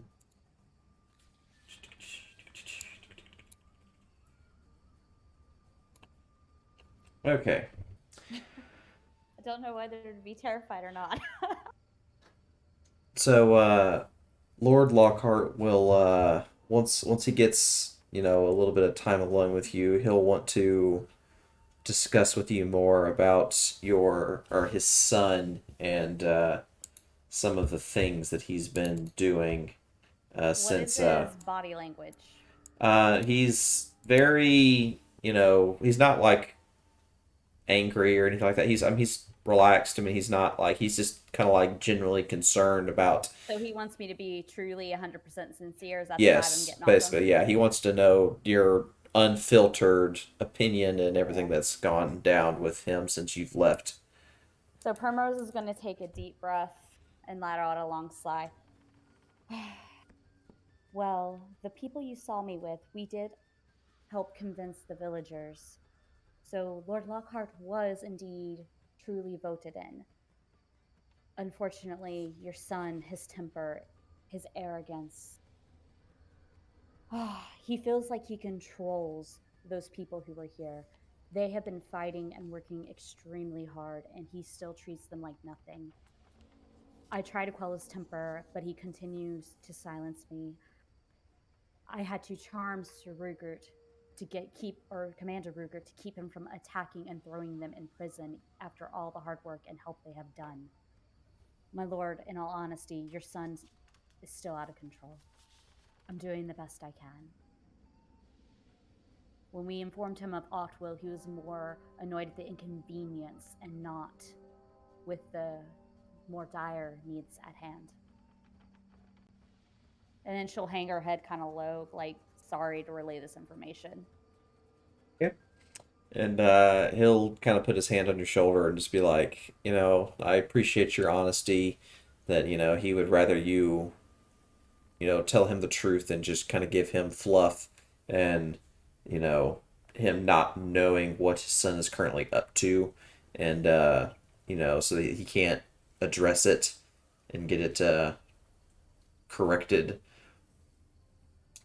He says that he will speak with the people that you've traveled with and, inform him that actions will be taken to uh, ensure that they don't have any, basically, I'm trying to think of the best word for it. So not know that he doesn't have any kind of claim over them, or that they don't feel entitled to him, in any way. That he'll ensure that if they do willingly work with him, that they'll be rewarded for it appropriately, and that that they're not to be taken advantage of to be used as basically tools.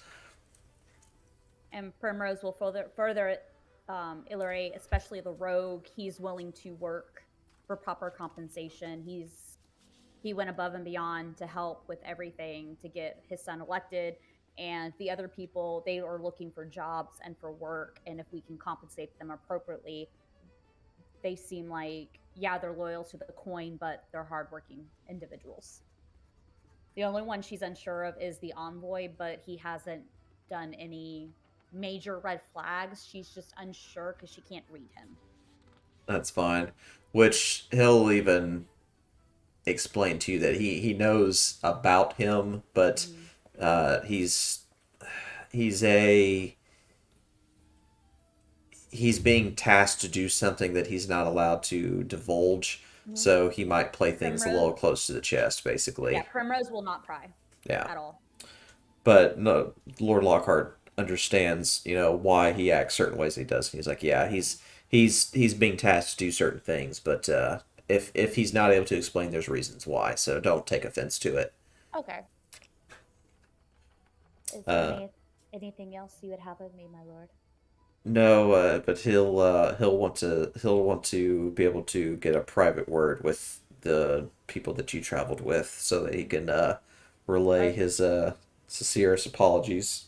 Are there any underlining orders he wants to give her? Because he gave her the underlining orders to help with his son. So what's Um, her next task? basically, he is worried about his son. He knows that Rugert's going to be in town for a while, so he's less concerned about his overall like protection well-being right now. With all due respect, could Sir Rugert or Commander Rugert teach him a lesson? He thinks he has a way of dealing with him personally, but Okay. he he definitely it's going to be addressed. Okay. Uh, but overall, he's mainly looking out for your well-being. Aw. Because you are being, you know, Mm-hmm. looked out for by him particularly. Yeah. He wants to make sure that you're not, putting yourself into harm's way and that you're not, endangering yourself by trying to protect his son. Now he knows that he's has a penchant for getting himself into trouble. Mm-hmm. So, he doesn't he knows that, wherever that kid goes, trouble follows. So, Primrose will appear extremely grateful and truly sincere, and she'll even put a hand on his forearm and go, "As long as we can meet our end goal, I'm willing to do what I must," kind of thing. and he agrees that he definitely wants to see you return to your proper place, and that he'll continue to do what he can to assist you in that endeavor. And in the meantime, he doesn't really have anything that Mhm. he's pretty much relinquishing you from your duty from having to babysit his son for the time being. So he will pretty Oh my much give god. you freedom to kind of do what you want for a while. But if there is a time that he needs you, he'll need you to, Yes. report back. Like, but if it's like whenever you arrive into town, he'll definitely want like check-ups from you, Yeah. not like to Well, whatever, just to honestly just kind of see how you're doing and things like that. But just awesome. and things like Yeah. that. If you need help with stuff, that he can help provide it. Awesome. Sounds great. So Primrose will, if she's dismissed, she'll go and get the next person to come speak with the Lord. Oh, he'll just kind of talk Oh. to him as a group. Oh, okay. Yeah. That's good. So, but yeah. All right, that's it. Okay. That's it. Yeah. Okay. Catch black sails. Oh my god, that show's so good. We're watching Black Sails at work actually. Oh, that show's amazing. They're not enjoying it, which kind of makes me sad because it's Why like aren't it's they such liking it? It's such a good show. Are they dumb?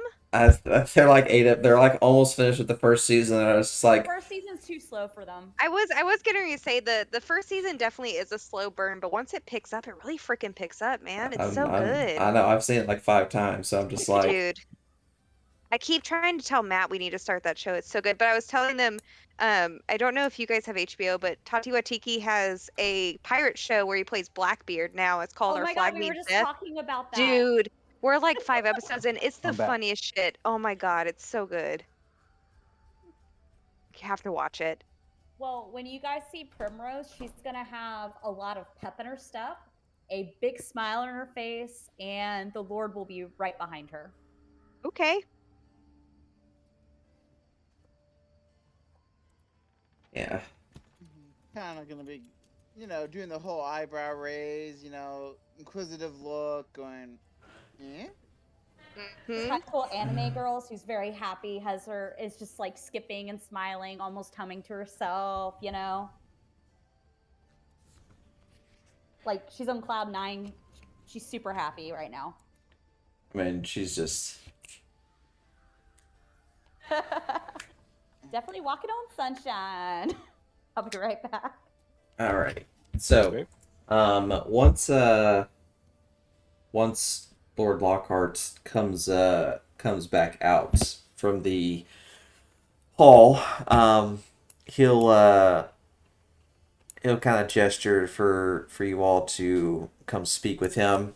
He's gonna take you somewhere. I'm not gonna drag it to a map like that. I can just do it on this map. It's fine.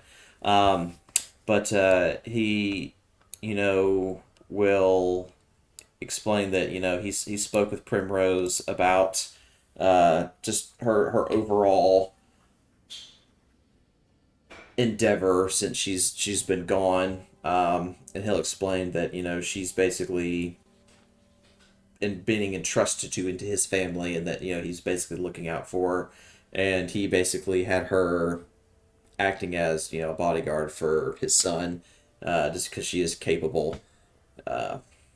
But he's very distressed about the info that she told him about just how Lord Lockhart was carrying himself, his demeanor, his basically claiming ownership to you and basically treating you like almost like playthings when you're people and you have you can make your own choice, stuff like that. And he basically was very taken aback in his son's behavior, and basically wanted to apologize. I'll wait for Hannah to not chew on back. her. I was just waiting for her not chew on her mic.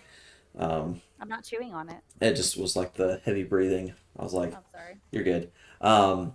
But he wants to express sincere apologies on behalf of his family as a result of his son's behavior. I mean, I guess. Yeah, I mean, like, what does that mean? Like, are we like good? Like, are we?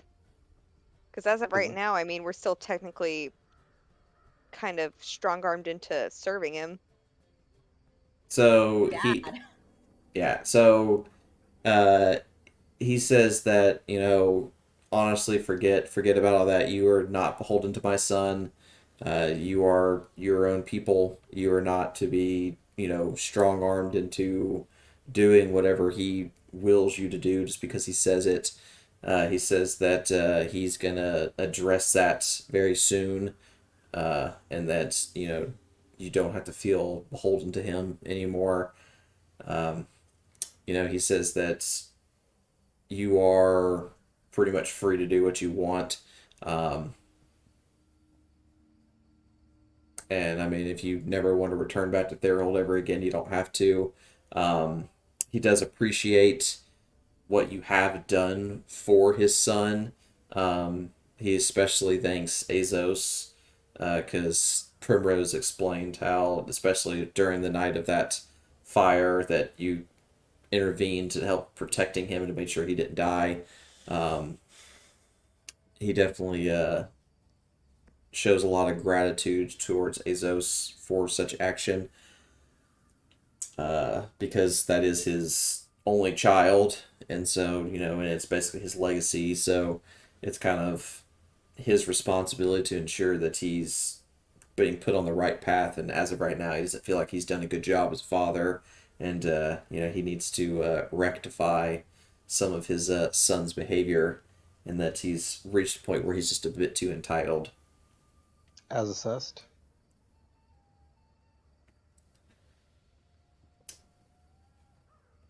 Okay. I mean, yeah, you're welcome, I guess.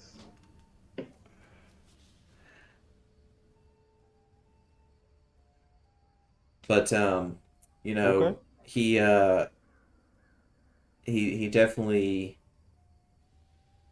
feels bad that you had to basically deal with some of that stuff, and that even Primrose having to intervene in preventing Sir Rugert, who was tasked to basically just be you know a neutral party, and that basically was being ordered by his son to basically be like almost like an enforcer. That wasn't his intention. So he definitely does not want you to feel that reflects on him as a person, and that his son is definitely got a speaking to coming soon. Okay. I mean, Yeah, I mean, thanks, I guess. But he'll express that you know that he, as in himself, has a lot of pull in Altenheim, and that if there's ever a situation where you might find yourselves in trouble, that you can come to him and he'll act on your behalf to kind of clear up any misunderstandings that might have taken place as a result of something you may have done. How grievous does this incident need to be? I knew that was Yeah. coming. Well, he says that if you like murder a noble, you're probably fucked. But like, Okay, or okay. if you like So assault still the don't church. bring it up. Great. Yeah, so like if you like assault the church in any way, you're probably fucked. Okay, Going okay. to the grave there, Azos. Going to Hard the limit. grave. See, okay, yep. Yeah, but like if maybe you absconded with something that maybe did not belong to you, Mm-hmm. depending on said value of said item, Mm-hmm. may be able to be overlooked. I mean, I would never do Wait, anything that heinous, hang on. so, Okay. How about no. where does helping a downcast run away from the church fall? Well, technically, they didn't help with that. I don't know what you're talking Yeah, we about. didn't do jack shit for that. They were not involved in that. That's at where we Yeah. drew the all. line. They're like, well, we're out. They dropped somebody off and then they left, and that was And then it. Their shit hands happened. are clean. They We don't left know what. we left the meth head at the emergency room door, and That's facts. we just we drove off. It's not my The fault meth they head got their and hands the on the tweaker. morphine. You forgot the tweaker. Yep. No offense to Zell, but Nope, not taken. So That's like as far as we went. we're saying, like stuff that's stolen. Are we going like over under like what like 1,000 gold pieces? That's like the worth that maybe would be okay. It's more of like Hypothetically, of course. it's more of a if you get caught where you would normally probably just be depending on what you took would result in either you getting executed or losing a hand. Uh, he may be able to intervene and be kind of like, hey, let's just kind of forget this happened. We're gonna return said item and just pretend like this never happened. Return the item. Okay. All right. this isn't Faerun.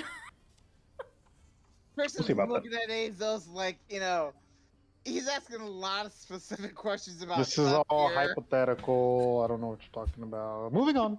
So if I steal wait this till we hit level royal 10 again. scepter, if I steal this royal scepter, what's gonna happen? And then maybe. Wait until we've become demigods again, and then you can start doing that. With your Nice. invisible imp. Steal what you can. I know you miss him. I He's do. gonna steal the invisible imp, okay, guys? Just steal my own imp for myself. We will be gods again in roughly 2 months, guys.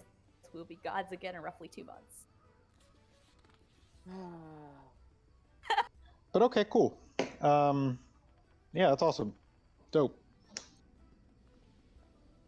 But other than that, he'll leave you to be on your way. He won't hold you up anymore. But he says that if you need to get into contact with him, that Primrose knows how to go about that, and he'll help you in any way that he can. And, he just kind of hopes you're well and enjoy the rest of your life. So he doesn't want anything from us, or He is you are not beholden to him in any way. He's like, I'm sorry that happened, and honestly, y'all are good. We're good. okay. I want to let you guys know I did resist the urge to sit there and look at him and go, "Can I get this in writing, please?" For real, it does seem a little No, too he's a easy. noble. He's a noble. His word is his bond. And personally vouch for that. She'll pretty much say he is the exact opposite of his son. The Lord here is the only reason she even tolerated his son. And he's a very good man. You can go by his word. Cool. And then on that note, who wants to go get drinks for being free from the bastard? Boom. Let's get it. Okay. Press is all up for drinks. Yep. Orlem's down. And Primrose is like, so, I no longer have to serve that asshole. Can I travel with you guys? You guys are a lot of fun. You attract a lot of trouble. Okay, so let me. Yes, you get into very interesting situations. There's a lot I can learn if I travel with you guys. Would you mind? I'm assuming the rogue is the leader, correct?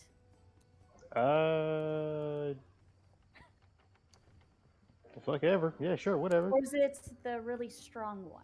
Ah, The red dwarf. I'd say it's the dwarf. I mean, I'm one that like provides the vibes for the group. I wouldn't call myself a leader, but you know, if someone else called me that, I would be like, yeah, you know. It's Well, like strong one it's can like go am either I way. the He's most a dwarf or charismatic? the Yes. tiefling. Yes, I am. Am I the strongest? Yes. Am I the coolest? Sure. Am I the leader? No, not necessarily. Absolutely the most. It's like I go by my title, Yeah. Strongest Someone Avenger. asks you if you're Yeah, a Thor god, over you here say thinks they're the yes. strongest Avenger.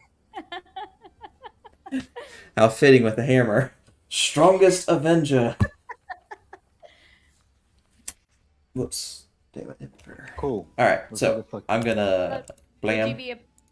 Would you be opposed of me joining y'all's little party? We're like, are we a Yeah. party? I'm gonna look left, I'm gonna look right, I'm like, no, I'm good with it. Depends on if you say yes or no. I'm good with it. Primrose will smile at the dwarf and go, I'll buy you some drinks. I mean, Orlem's just gonna go wherever the drinks are. I think that's why him and Andres got so close. Chris is gonna say, "Do you mind if I come too?" I mean, you guys. You got keep a lot- that blood drinking stuff to yourself, Right, though. Primrose is going to walk up to the bar and order a round of drinks for her new quote-unquote friends. Whew, friendship. Best Like friends Crest, I feel like Crest should have gotten forever. first round, but like, appreciate you. You know, there's always a second and third round, okay?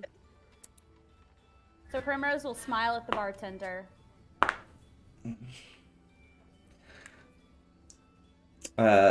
So the bartender, which of course is a nice familiar face. Primrose doesn't know that. I know, but for the other three.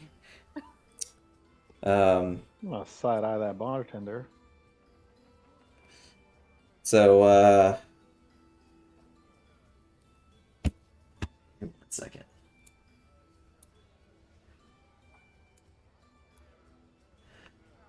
So the bartender, Oh, shit. so Private the- chat. so the bartender, he kind of like looks at you and he kind of like eyes you up and down. He goes like, and he like he'll say something to you in Estoyan. Oh shit. Primrose will immediately perk up and respond in Estoyan.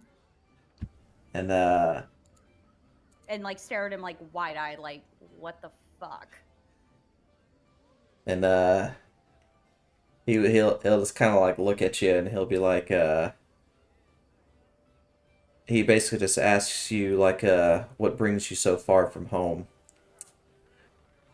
I could ask you the same question. And she'll study his face. Does she recognize him? She does not. Okay.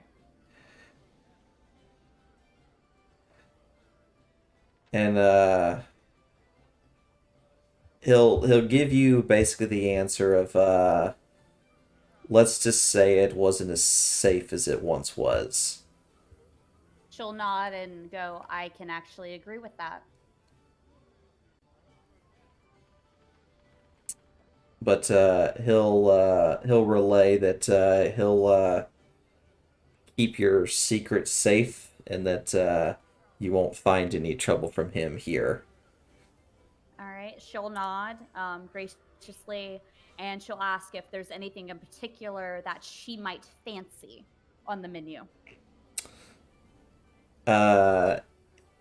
He'll It's kind been of about, and she'll relay it's been about 3 days. yeah. He'll nod and he says that they have things that they take care of with that, and that if you come see him later, if you stay the night, that he'll arrange something for you. She'll say she'll stay the night, and she'll ask that she'll be very gracious for keeping her secret and ask to make sure her party members are well hydrated. And then she'll smile and do a Stoyan curtsy. Okay. Sounds good. All right? Okay. And then just take whatever gold you need to take for that. Yeah, so I'm gonna drop you down to 525, and That's that'll cover drinks for the evening and for your other thing. That's fine. Sounds Okay. great. All right.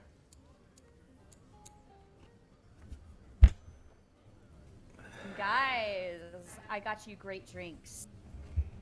Oh yeah. Okay. Well, that was Yeah, weird. Come join us. I feel like I'm about to get roofied with that expression, but Oh, no. Just the finest in the house. It cost me a pretty penny, but since you're allowing me to travel and I got away from that fucking bastard, it is joy for celebration. I'm so glad you guys listened and were able to help me in this endeavor. Cheers. To never seeing Lord Lockhart Jr. ever again. Second. Yeah. cheers. Cheers, and Chris will drink the drink. Okay. But so you are at this point you're basically non-beholden to anyone. So you basically have kind of an open floor to kind of do what you want. Well, Cress is going to buy the second round.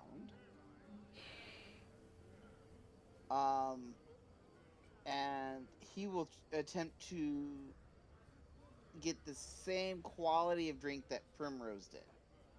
Okay. And while Chris is doing that, Primrose is going to look at everybody, and go, so what's y'all's story? How did you guys become a group?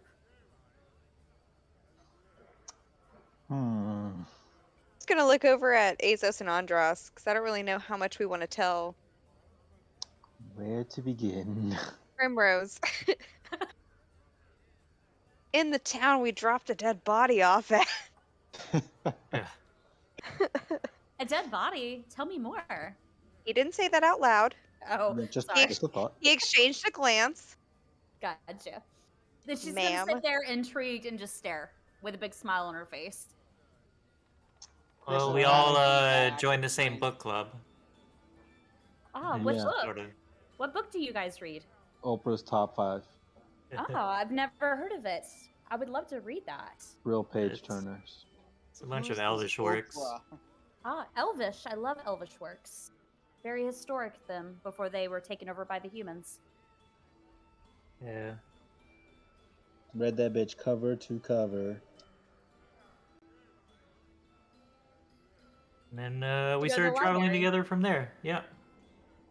Very interesting. So you guys must be very intelligent and well read. I think most of Totally. Read one book. Chill out. us are. We hope to make it many more, though. So you're not that intelligent or well read then. Damn. Well, Well, I can't Everything's speak just for- black and white to you, huh? You're- No fucking gray. You were extremely clever with that Galloway during the funeral procession. I don't know what you're talking about. She'll give Azos a wink and smile.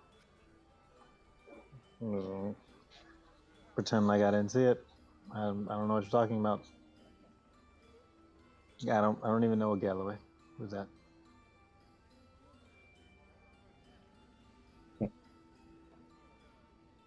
So, what are your guys' future plans? Are you gonna drift with the wind? Do you have someplace specific you're looking to go? We're actually looking for somewhere to set up a petting zoo. What type of animals are you looking to have in the petting zoo? Yeah, the ones with tentacles seem pretty cool. I bet other people would like to see those. I'm pretty sure we can get a collection going.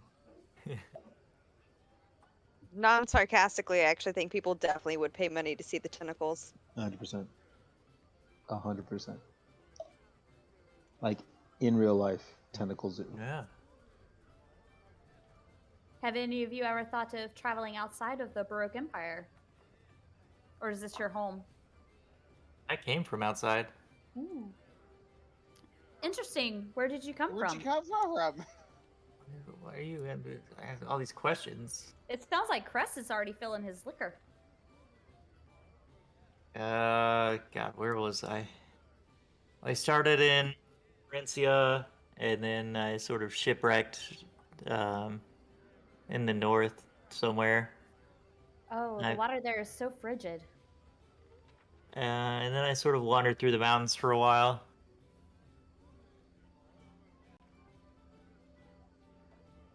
Very interesting.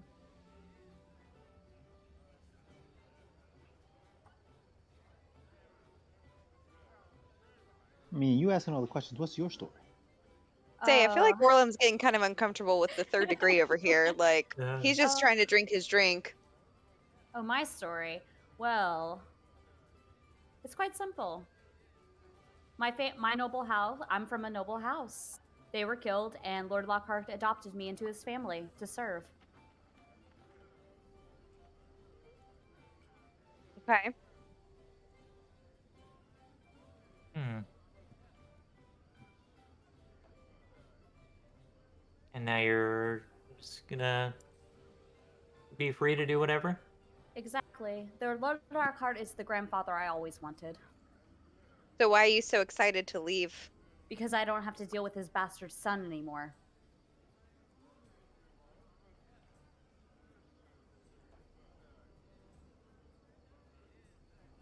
You can't tell me you liked him. No, I just thought the goal was to get here so you could work for his dad. I didn't really know that you had a plan after that. I don't know, Oh, man. That guy kind of had a je ne sais quoi about him. He did. He did have a little bit of an edge to him. I think it sounds like she wants to get out and stretch her legs for a little bit, see the world before I coming would. back and serving Lord Lockhart Senior. Exactly. I was a sheltered butterfly, not allowed to spread my wings, and now I get the chance and I'm taking the opportunity before I'm married off to some other noble house. Also, you're escaping an arranged marriage. It has yet to be arranged, but yes. That's fair. That's fair.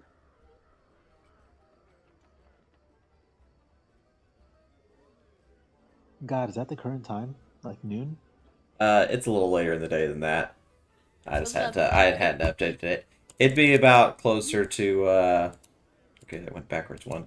It'd be about closer to about 6:30 in the evening. Sir, good Orlem. What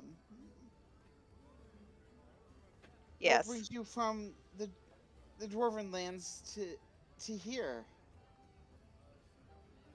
Well,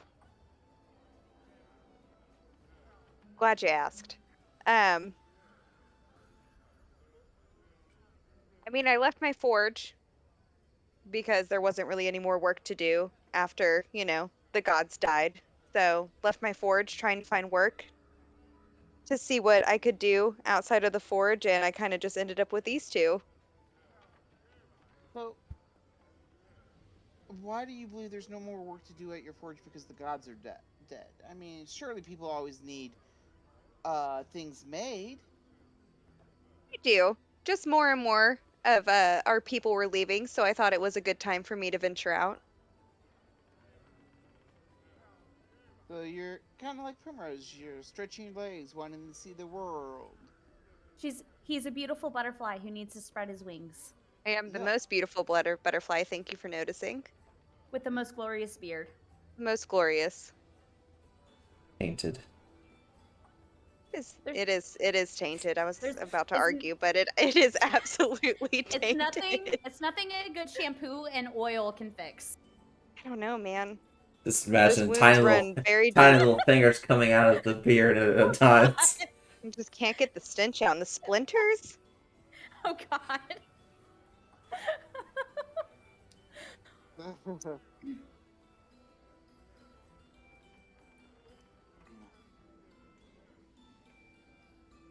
Anyways, why don't you tell us about yourself, Chris?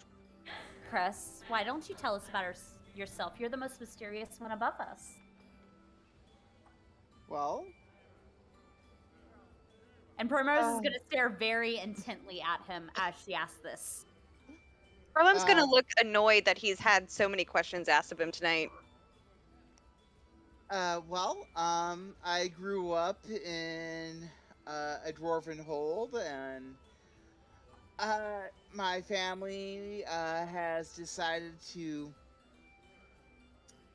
see what is out in the world after being so cooped up for so long and not knowing much about the Barak Empire or the world in general at this particular time and moment,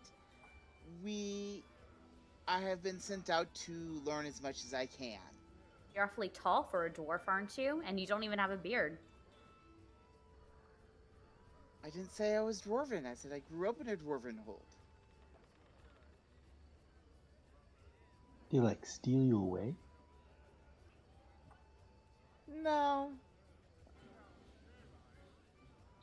More like it was more of a shared community. Mormon.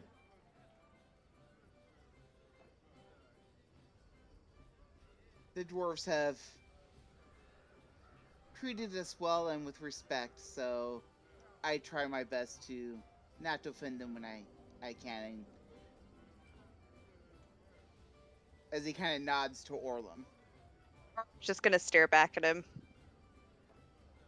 Okay, cool. Air between the two of you. Like, is there static rising? Chris I mean, actually- Orlum definitely doesn't appreciate that he's not giving any straight answers, so he's just gonna be really kind of uncomfortable and I would say borderline gatekeepy with the dwarvish culture. Chris is actually kind of looking very relaxed. He's giving answers. Yes, he's not being very specific, but he is giving you answers. All Yeah, right. I mean, so he's Primrose- also asking a lot of questions while giving very vague answers. So Orlum's just gonna be like, "All right, I don't know how I feel about this guy. I'm just Yeah. gonna drink my drink." Gotcha. I mean, he will. I mean, if you guys kind of like inquire as to which dwarven hold, give me 1 second here. I don't know anything about Dwarven Hold, so I will not inquire on that. No offense to Orlum. Yeah. All is forgiven. I know nothing about the Dwarven Holds of this world. Sorry. He will say he's from Stethenwald.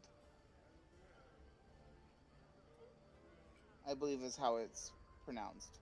Gesundheit? Yeah. Who's ready for another round? Shall I buy, or does someone else want to buy? Chris will promptly get up and go and buy a second round, or the third round, and brings it back. While he's gone, Primrose will disclose to the party that there's something odd with him that the Lord knows, but the Lord did not disclose to her. You don't gotta tell Orlum twice. Yeah, this whole thing is shady. Something don't smell right. Like, the Lord said he can be trusted, but there's just something that's not sitting right. What does that mean? There's something bigger going on. Chris will promptly come back at that point and set the mugs down in front of everybody.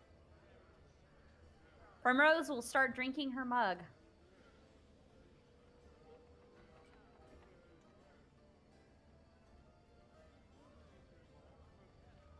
Music Chris, in here. Who wants to dance? Let's all go dance. Chris will stand up and bow to Primrose and hold out his hand. I wasn't asking if you wanted to dance. Ooh. My pardon, my lady. And he will sit down. On that note, I'm gonna take a sip of the beer and be like, "Well, I gotta go piss." And I'm gonna take a Primrose will long blush a walk. little bit and go, "Wow, that was really awkward." Long walk to the I think I'm bathroom. done for the evening. I'm not even gonna dance. Chris doesn't even look offended by it. She's gonna give a nod to the bartender and then just leave.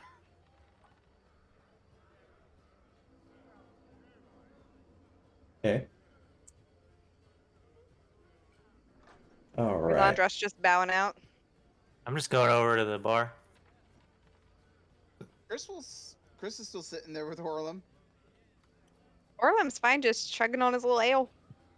Went to the potty. He's getting all these free alcohols.